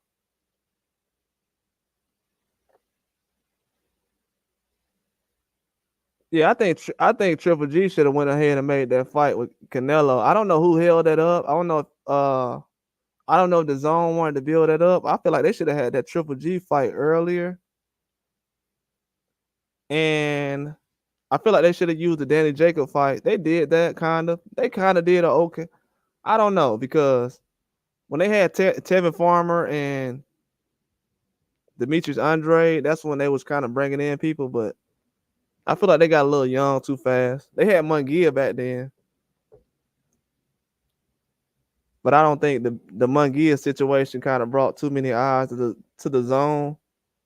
So that's when they kind of slowed down a little bit. Because most people they haven't seen Munguia on the zone. So that's why in certain situations I'm kind of like, I know the fans don't really try to watch him for some reason. I think Bivol was on there too. They were trying to push Bivol and Munguia like in 2018. They had Bivol and Munguia. But a lot of people wasn't pushing Bivol around that time. And for some reason, they had me thinking he was a movie star. They kept saying he was a movie star. I think he was in a movie somewhere in Russia somewhere. Kept saying he was a movie star though. Kept throwing me off. Oh, Canelo made the fights free, Johnny. A couple of months ago when he had announced that big news. He wanted to make the fights free in Mexico. He wanted to announce it. Um he wanted to announce it because he knew they was on his back, man. They've been on his back about this Crawford thing. I didn't, to be honest with you, bro. Like they're making more of a big deal about it in Mexico than we are over here. They're making a big deal about it. They know a lot. That's why I said they know a lot, man. They yelling Crawford, Benavidez. I'm like, wow, these dudes know about Crawford and Benavidez over there. I'm like, Canelo is toast. And then the news I got today, man, people ain't gonna like it. Canelo, he just gonna poke fun at everybody. I kind of like it, you know what I'm saying? Because everybody said Canelo's his moves were so great, so I'm not gonna question it. He's done what he needs to as far as with everybody else. All right, man. Holla at John. All right, Johnny, I'm gonna holla at you, man. You have a good night, man. I know it's about 9 or 10 o'clock over there. So everybody shout out to my dog Johnny. Appreciate you coming through, man. I'm trying to come back be on here early, man. A lot more early. I know everybody at work right now. Yeah, I just be trying to give y'all something to listen to while y'all at work. Trust me.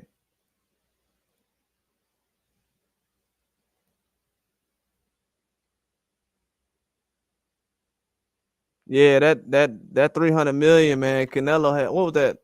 Whatever deal Canelo had got, that destroyed the zone. That destroyed the zone. Him getting that money he got, that made everything way worse than what it is now.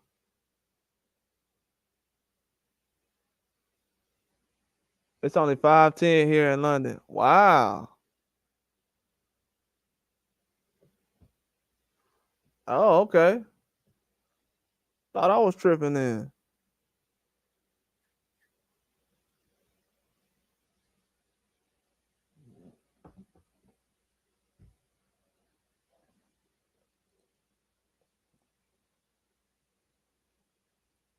Oh man, I thought I was tripping. Oh yeah, man. Yeah, enjoy it, bro. I'm just on here just talking. I'm trying to do that fight this weekend too. I'm gonna definitely try to do that fight this weekend. With Gil. I was supposed to with Gil and Barrett. I was supposed to put a video out today already. It's crazy, man. People gotta realize, Devin Haney fights in 2 weeks. Then we have basically a fight on every weekend. But it's gonna be some mega fights, man. Canelo and Inoue fight on the same weekend. That's gonna be insane.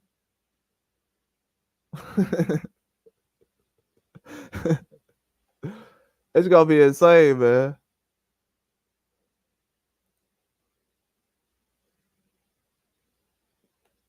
It's gonna be insane when they actually get these fights going. I don't know why they have Inoue fight on weekends like with a guy like Canelo or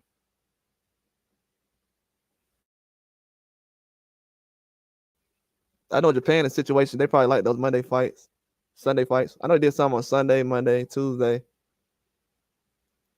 I think it's a top rank thing because top rank is they're doing a fight on Monday with Navarrete on May 18th.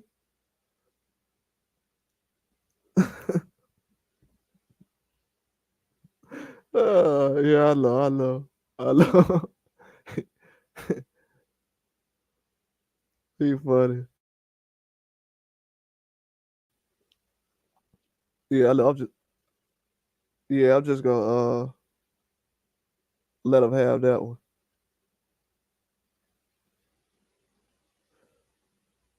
I'm just gonna let him have that one, man. Yeah, but it's gonna be some good fights coming on in May. If everybody's busy in May, man, it's gonna miss out on some good events. Especially if you have some obligations around that month. If you miss a fight on Monday, Tuesday, it's gonna be a fight coming on every day.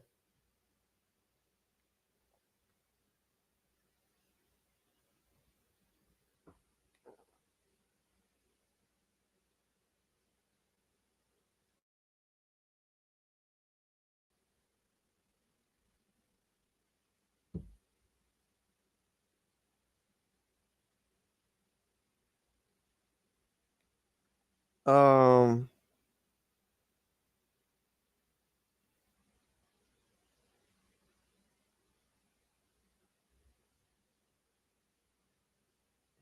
yeah, I'm just reading some. But yeah, a lot of people definitely think in these situations we got going on in boxing. People are like we don't have certain fighters coming into the situation now that's just getting all kind of credit just based off name or country sake. Yeah, I do, man. That's what we was talking about earlier. You know what I'm saying? Seeing guys like it just it's low standards now, man. It's very low standards. These days with the heavyweights, back then we didn't even pay attention to smaller weight classes because guys at heavyweight was making so much noise. It wasn't the fact that because they were heavy and knocking out guys, and they were having good fights. That's why a lot of times when people say, "Oh, these guys they can't talk that much these days," and they're punch drunk. They're punch drunk because they actually went out there and got their money. You know what I'm saying? When somebody say, "Yeah, I'm about that life," yeah, being punch drunk, that means you're about that life. That means you fought everybody. That means you didn't care about what everybody else talking about they care about. Yeah, it's not even the same, man. I was trying to explain to everybody. You remember how hard it was to get a pay per view in the '90s? You had to call up and set up everything. It was hard to get a pay per view back in the day. That's why people don't understand it, man. Mike Tyson, he's built a cult following just based off of him taking hard fights. That's why Pitbull Cruz get compared to Mike Tyson. They call him the Mexican Mike Tyson. They don't call him the Mexican Floyd Mayweather, the Mexican Tank Davis, the Mexican Bernard Hopkins. They saying, but the Mexican Mike Tyson. And I told Canelo, Mexico wants a guy like Mike Tyson. They don't care about all this other stuff. While Canelo trying to work on his boxing and all the other stuff, they want to see a guy fight like Isaac Cruz. They don't care if he got 2 losses at 25 years old. They know he's jumping in the ring with everybody. So that's kind of what the fans are expecting right now. And it's kind of low standards because they got to go down to a 25-year-old and like, hey, man, let's help carry boxing. We got people don't even realize we got entire countries right now asking 25-year-old fighters to carry boxing. And then everybody say, yeah, these guys, they have a stable. They're deep over here. Top rank. They're deep for this reason. Matchroom or PBC. Like, none of these guys really have. They can fall in a day. Like, Rome can fall. It's easy. We've seen a lot of people have fighters. Look at Golden Boy. Last year, Golden Boy was looking like Golden Boy was at the bottom of the cupboard, man. Now Golden Boy has those black boxes. Oh yeah, them black boxes was amazing. That's when all the pay-per-view stuff start slowing down. Yeah, those black boxes, those was amazing, man. Yeah, I knew back then those black boxes was bad. Everybody had one though. Yeah, that was amazing. Yeah, people don't know about those. That's what the fans don't realize these days, though, man. They don't understand. we got kids carrying boxing, man. Like, as far as boxing age, these are kids.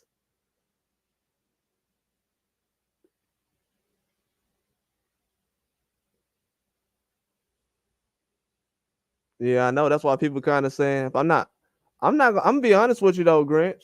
I've seen people pay for what they ask for. That's a guarantee. That's one thing I know about human nature. They will pay for what they ask for. If somebody asks for a fight, they'll pay for it. It has to be something they ask for, not something they have to be forced. A lot of these fights are forced on people, so they don't pay for stuff they're forced on. Everybody knows this. You're not gonna pay for something when people shoving it in your face and, oh, you should buy this or you have to get this. They're not gonna do that. And that's what all the confusion coming in now. So now we have a fight now with Fandora and Tim Tszyu. The rematch is bigger than some of these fantasy fights the guys have been talking about. Now people, instead of people saying, oh, I want to see Terence Crawford versus Tim Tszyu still, they're saying, no, I want to see Tim Tszyu versus Fandora now. You know what I'm saying? So a lot of these fantasy fights aren't really getting made like it used to be back in the day.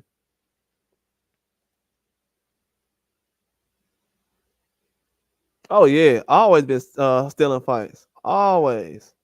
And Mike was still stealing. And them boxes was hard. Them boxes was easy to get.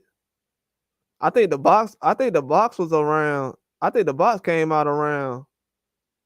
Oh yeah, King has some cards. I think the boxes came out around the Lennox Lewis fight. Hey, when did those boxes come out? Did they come out during the Lennox Lewis fight or around the Evander fight? I think around that Mike Tyson and Lewis fight. I think the box was already out around that time. Around the Evander fight, it probably was hard to get.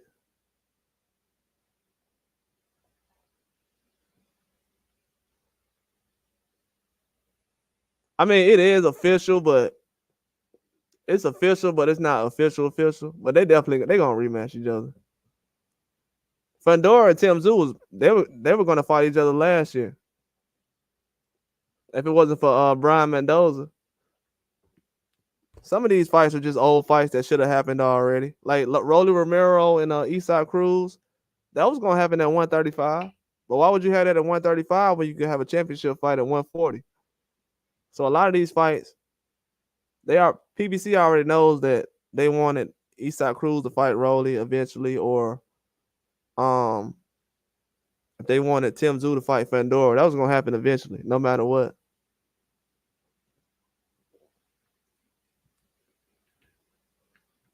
But the fans they're not really interested in Tim Tszyu and Keith Thurman. They weren't really interested in that fight. Now, as far as the Tim Tszyu and Fundora fight, now that people see what Tim Tszyu brings to the table, it'll bring a lot more to the table as far as with him in the future. Yeah, Don King has some amazing cards. I couldn't stand Don King growing up. I don't know why. He creeped me out.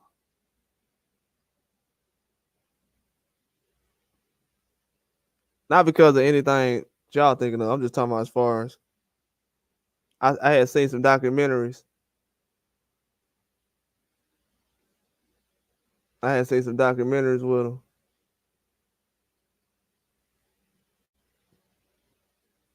The top 3 in boxing right now? That's a good question.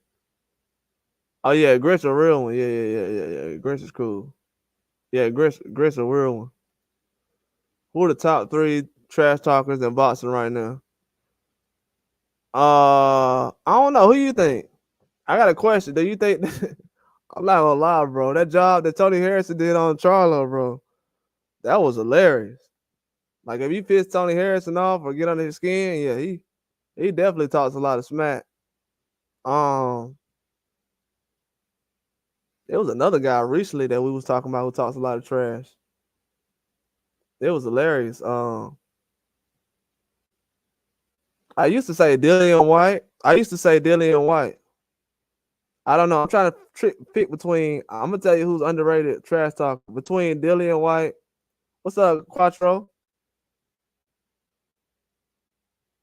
K Pasa, man. Hey,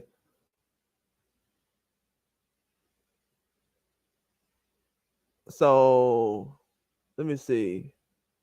Yeah, Dillian White between him and Chisora. I thought Dillian White was a bigger trash talker, but I would have to go with Chisora because Chisora he makes people mad, and he'll talk the same way. Like Dillian White, he'll kind of switch it up a little bit, but Chisora he'll talk kind of low and smooth.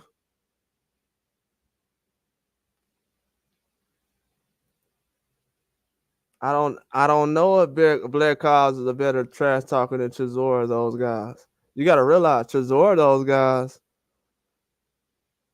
they got like 9. What Chisora got like 8 or 9 losses. He still sells a fight. Chisora is like superior. Blair Cobb's up there though. Blair Cobb definitely is up there because a lot of people know Blair Cobb recently more than I actually realized. I knew Blair Cobb for a long time, but a lot of people they actually know Blair Cobb. I would actually have to agree with that list. I would actually have to agree with that list. Oh man, I ain't even get to see it. Oh man, I gotta go back and watch that. Are you roasting them that bad?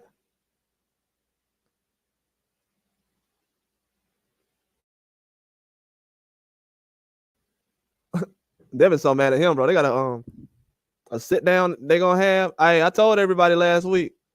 I'm gonna tell y'all this right now. Devin Haney's actually still mad about that sparring match. Y'all remember we was talking about that yesterday? Shout out to Quattro too, man. Devin Haney's still mad about that sparring match. The tape getting released. He's insane. He's insane.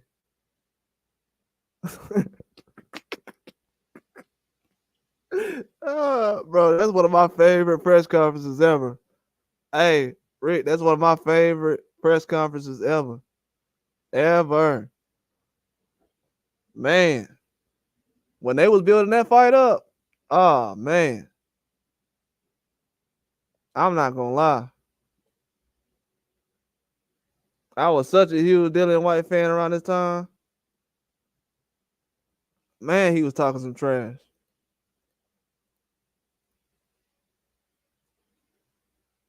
Yeah, that was one of the best press conferences ever.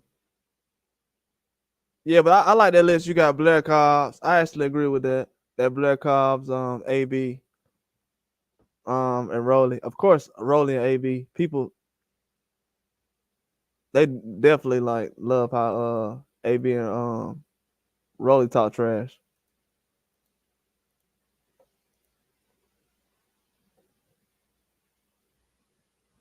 Oh, that was hilarious. Oh, that was hilarious.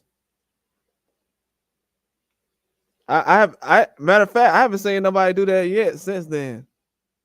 That actually dressed up like that. I think Jared Anderson dressed up like Batman recently or something like that, but at a press conference, nah.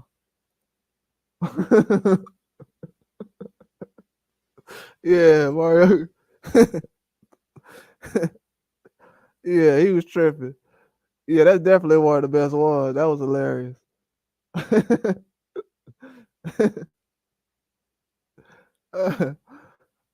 Yeah, that was one of the first times I seen a dude smoke a cigarette at a press conference. That was hilarious. Yeah, Mario. Yeah, I was just man, that was funny. That was funny.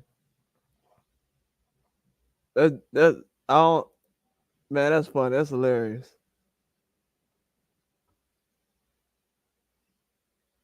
That's definitely up there with the Bernard Hopkins and the Puerto Rican flag situation. We was talking about that yesterday. Bernard Hopkins was so scared, man. His eyes got big. He was like, "Yeah, that was the worst." Hey, Grinch, you crazy? Hey, that was bro. That's one of the worst pictures ever, man. That Batman picture, man. That was one of the worst ones ever.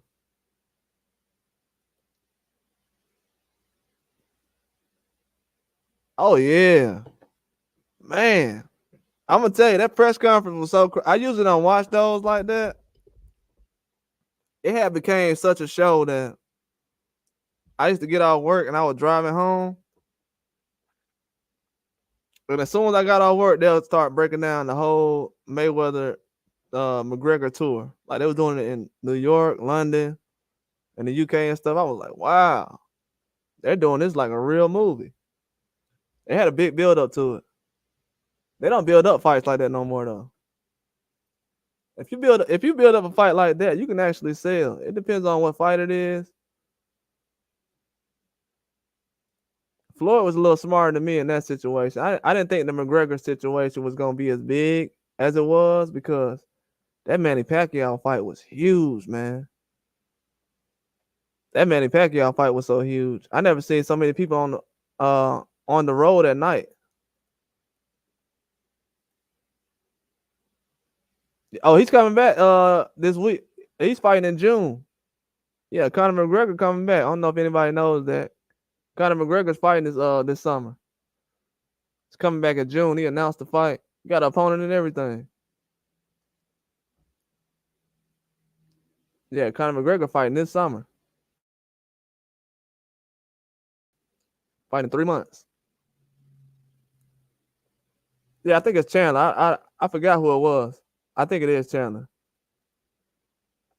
I'm starting to get my feet back wet in MMA, so I'm not familiar with these guys as much as I am. I know the older guys, but the younger guys, I don't know them as much. I gotta get back ingrained with the rosters in MMA. I used to know the rosters like the back of my hand. I used to know every weight class, everything. I don't know. I don't know it like I know boxing now. I had to take a break so I can learn some fighters in the UK and stuff. It's kind of hard when you got trying to learn every fighter in every country. It's not easy. Everybody's boxing. There's millions of people boxing out here.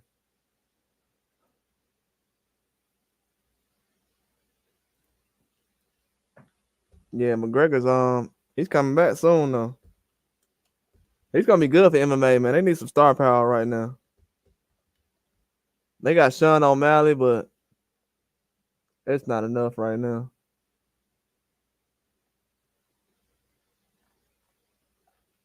Yeah, I forgot the fight date was in June. Yeah, we need more guys like that in boxing though.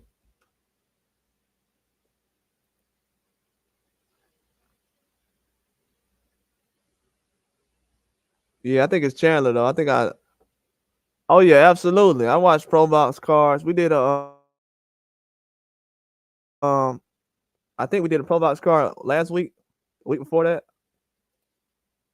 Yeah, I absolutely I do the fight. I go live when they have Pro Box on. I think the last pro box fight I did was that Ordorno fight. I don't think I did the one last Wednesday. Probably. I did the Ordorno fight though. I'll do the fight tomorrow with Leon Baez. I'll do that fight tomorrow. It's not that many fights on this weekend. I mean this week. They got Wednesday, then you got Saturday. You have Gill and Barrett. Then you got Anderson and Murray. That dude Anderson going against, he's a little. Yeah, he surprised me, man. I didn't know he was gonna win that fight on a jab.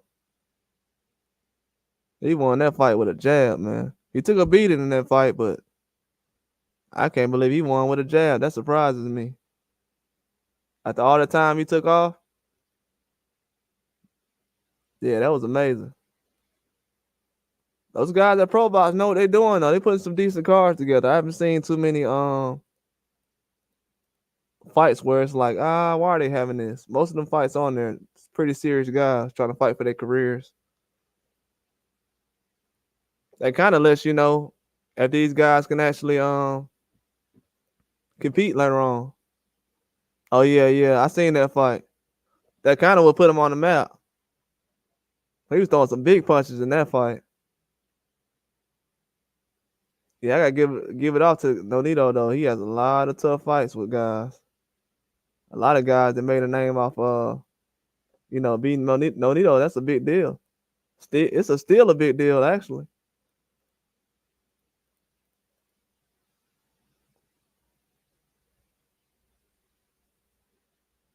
Oh, I didn't know that. Appreciate that, Quattro. I'm gonna actually check that out.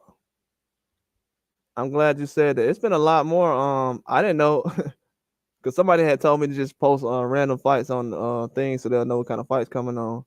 I didn't know that. I knew they were doing it, but I didn't know how serious the UFC pass was about boxing fights.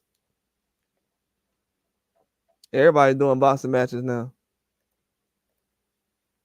That's why it's kind of surprising to me that more people hasn't put on fights online. They've been doing it for the last 20 years. Oh yeah, absolutely. Absolutely. You get a win off him, it's no everybody that's basically beat him is getting got a chance at the championship belt or something. And people don't usually bat an eye at somebody who beats Nonito Donaire. That's a solid win.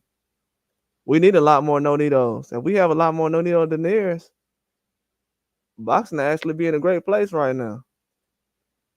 To be honest with you, I'm gonna be real with you guys. I feel like I had my standards for Manny Pacquiao was probably too high over the years. We'll never see nobody do something that Manny Pacquiao did. If I regret anything, I probably should have if I regret anything, I should have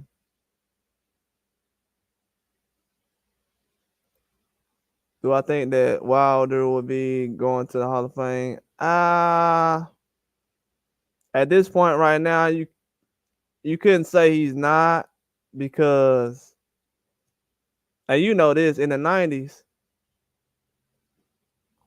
usually a guy's top 2 or 3 opponents is gonna end up being Hall of Famers, especially if Wilder doesn't go to the Hall of Fame. I don't know. You got a lot of Hall of Famers in this. You got a lot of heavyweights. It depends. Yeah, he should be in there. Yeah, Mike Tyson in there. Yeah, of course, absolutely. Yeah, Mike Tyson in there. Just a couple of other guys in there. Yeah, he should be in there. I think he should. I think he should. I think there's a couple of guys that have a couple of wins. I think there's a couple of guys that have a couple of wins. I think Andrew Weeds has about 2 or 3 wins away from Hall of Fame. Andrew Weeds, he really could make some Hall of Fame noise. It's a couple of guys. I feel like John, he could have he has another chance if he could defeat Wilder or something like that. But I feel like John, he's in a position, you know what I'm saying? It's a lot of borderline guys. A lot of these guys are around the same age. I didn't know that. Joe Joyce, 37. I think Wilder's like 38. I think Josh was like 36, 35. gonna be hard to kind of squeeze all those guys in the Hall of Fame in that one weight class. You know what I'm saying? So even with Wilder going in there, it's like, man, it's a lot of people. You got Joshua, Fury. I guess you'll consider Usyk a heavyweight at this point after all he's done. You got Parker over there. I'm kind of worried about the guys that's like just below Parker and Wilder. That's a lot of guys that's borderline. Cause you know how this goes. It's been a lot of guys at heavyweight that have been carrying a lot of people. Areola had a lot of fights at heavyweight. I know people want to look at him as a Hall of Famer, but man, he's had a lot of. He's been in some wars. He didn't fought. I think he fought Joshua. It's a couple of guys, you know. This era's still not over, so it's kind of difficult to kind of figure out, really. But I don't think from the outside looking in, I think things would have been different if Adam Kalnaki, if he would have came out and been like more of a force instead of catching a lot of shots early on in his career. He could have made some noise. So it's a lot of guys that was borderline, but I think just because there's so many guys borderline, that actually gets Wilder in there. Because if it was like more of a not Leonard, but like a Holyfield situation and Riddick Bowe and all these other guys, then we'll have more of an argument. But I feel like there's so many guys switching around and he has an opportunity. Yeah, man. Yeah, man. That's why I try to give Pac-Man. That's why I try to give Manny Pacquiao all the credit that he can get, because I feel like, to be honest, I don't think I gave Manny Pacquiao enough credit. I don't think I did. That's why I don't like the debates I be doing now, because I be kind of seeing myself in other people, and I'm like, man, I don't want people to kind of argue about Terence Crawford or guys like Manny Pacquiao. Then you miss out on what really the fighter brings to the table in boxing. And if you look at what Manny Pacquiao done, it's not even the same, man. Manny Pacquiao he's amazing.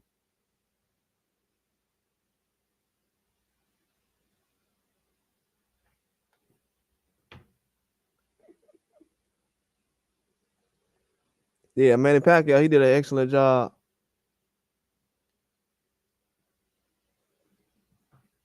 He did an excellent job of his career, like just the things he did, man, moving up. People don't understand, like he had to fight Marquez and all these other guys. And I had put that post out recently. People were trying to think I was, but I have high standards for these boxers, man. Well, you got Manny Pacquiao going from 106 pounds all the way up to 154, and we got Inoue at 108 and 122. That just lets you know, man, Manny Pacquiao's an alien, man. He's not really, he's not a real person. From 106 pounds to 154, that's insane. That's why I try to tell people, like, that's a boogeyman. You know what I'm saying? Like, when we talk about boogeyman in boxing, a guy who goes up from 100 pounds to 150 pounds and beats up a Hall of Famer at 150 pounds, that's the era I come from. You know what I'm saying? I'm proud of. I'm glad I got a Manny Pacquiao. This is the era I come from right here. I'm proud to have a Manny Pacquiao. Man, I'm glad I got a Manny Pacquiao. If it weren't for Manny Pacquiao, I probably wouldn't have the same type of love for boxing, because he fought everybody. That's one thing about Manny Pacquiao. I ain't never had to hear nobody say Manny Pacquiao ducking somebody or they ducking Manny Pacquiao. I seen guys get in the ring with Pacquiao when Pacquiao was flatlining guys. Y'all think dudes, bro? I thought Manny Pacquiao was gonna kill Shane Mosley. I really thought he was.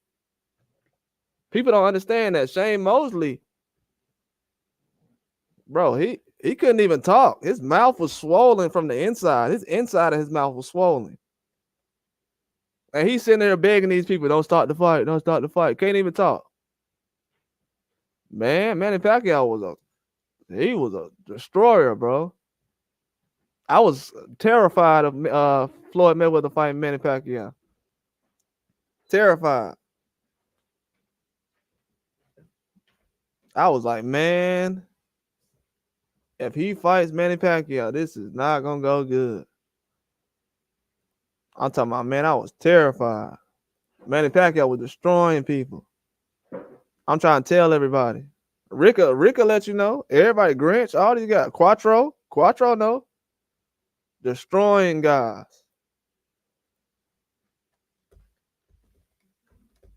I seen Manny Pacquiao retiring people. After a while, I was like, because Tim Bradley, when he got to Tim Bradley, he was one of the only guys that, kind of took the loss and kept it pushing. But I'm like, whoa.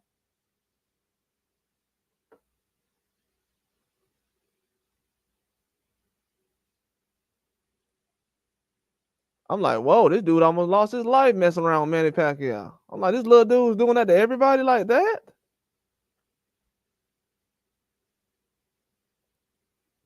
Telling you, bro. That's why I'm kind of got high standards for boxers.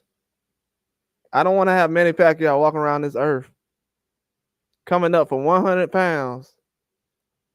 And then people say, yeah, the other guy's a boogeyman. What? Do you know who Manny Pacquiao is in boxing? This guy's insane, man. I think it changes everything in boxing, though. If you have a guy at that level who can make some things happen, it changes boxing. Manny Pacquiao changed boxing more, even though I'm a big Floyd Mayweather fan. Manny Pacquiao changed boxing more than Floyd Mayweather did, because I'm gonna tell y'all why. Because at that time, there was a lot of people saying, "Oh, this guy doesn't want to fight this guy. He doesn't want to fight this guy." Manny Pacquiao came in and fought everybody. He fought everybody. He came in, fought Shane, Cotto, all these guys came in, boom. After being at 130, 122, 126, 130, fight Marquez and all these guys. That's when he found out then, okay. I think he fought Barrera at 26, 130 or something like that. Pacquiao was fighting guys. He was moving up weight classes and fighting Hall of Famers. Oh, I'm gonna fight Barrera. Oh, this guy. Let me fight this person. He wanted everything, man. He wanted everything. It's a different era now. If we're not gonna have boxers that actually move like Manny Pacquiao, we're not gonna move forward. That's why a lot of fans, they'll talk about the old days and what used to happen, because you're not gonna have another Manny Pacquiao. Even with Mike Tyson. Mike Tyson used to do the crazy stuff at the press conferences and everything, but he still used to accept the fights. You gotta accept the fights. There's value in accepting the fight now. Accepting the fight is not an easy thing these days. People think that everybody just gonna get up and fight a guy who's a top guy. No, because once you lose, you could be out the fight game. It's a lot of fighters, man. They'll be in their prime and take a loss and take 2 or 3 years off. Look at Nicholas Walters, we were just talking about. Nicholas Walters had all that time off. He's not an older man. He's a younger guy. He's still under 40 years old. He took off 6 years of his career. Took 6 years off and he's in his prime. A lot of things happen. He said it was with injury and different things like that, but taking 6 years off is difficult, man. Just like when Conor McGregor, he's gonna come back now, but he's been out 3 years. So it all depends. 3 years is a long time.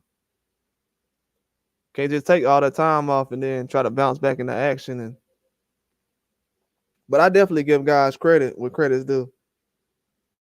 If you're a top fighter in boxing right now and you're actually bringing something to the table, I don't care what your name is. Like Lemos, I try to tell people, Lemos gonna do somebody else like that too. He's not the only guy. I know a lot of people that have problems with the guys like Lemos that fight like that. Those most of the fighters I like. I find those guys and I bet on those guys. But a lot of fighters like that, you're gonna have a problem with that, because a lot of people don't jab. A lot of guys want to knock people out. And when you have guys like Eastside Cruz, that's 5'3", 5'4", can stand in your face and trade with you, it's gonna be an issue.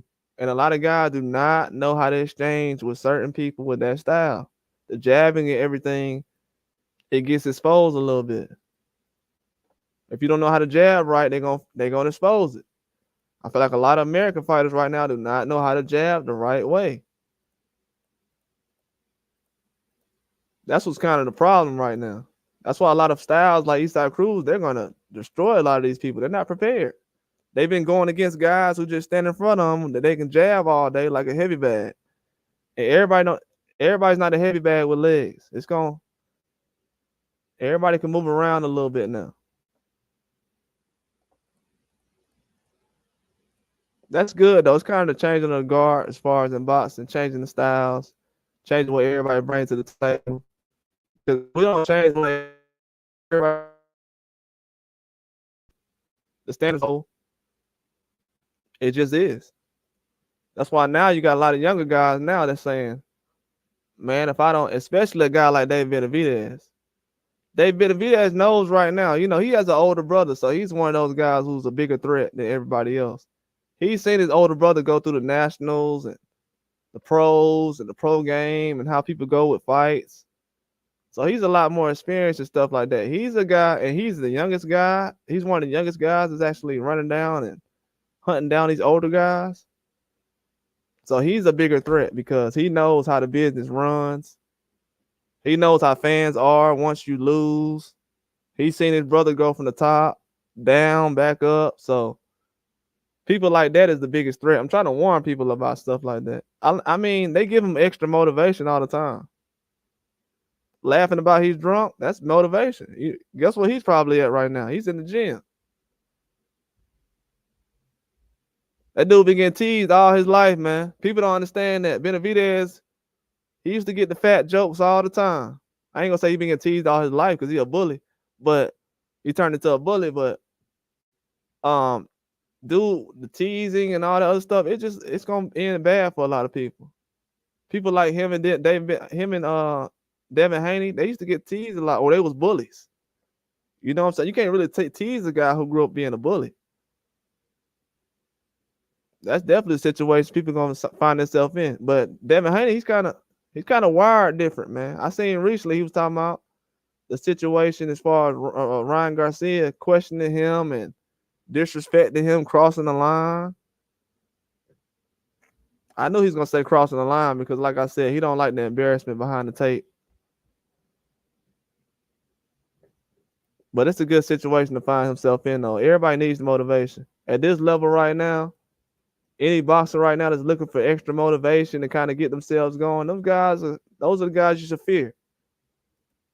I don't think nobody should be relaxed right now that Terence Crawford is trying to fight Tim Tszyu, Earl Spence, and that's a guy who's a little scary. You know what I'm saying? He's a little too old to be trying to, technically to everybody else, he's a little too old to be trying to go out there and fight with these young guys.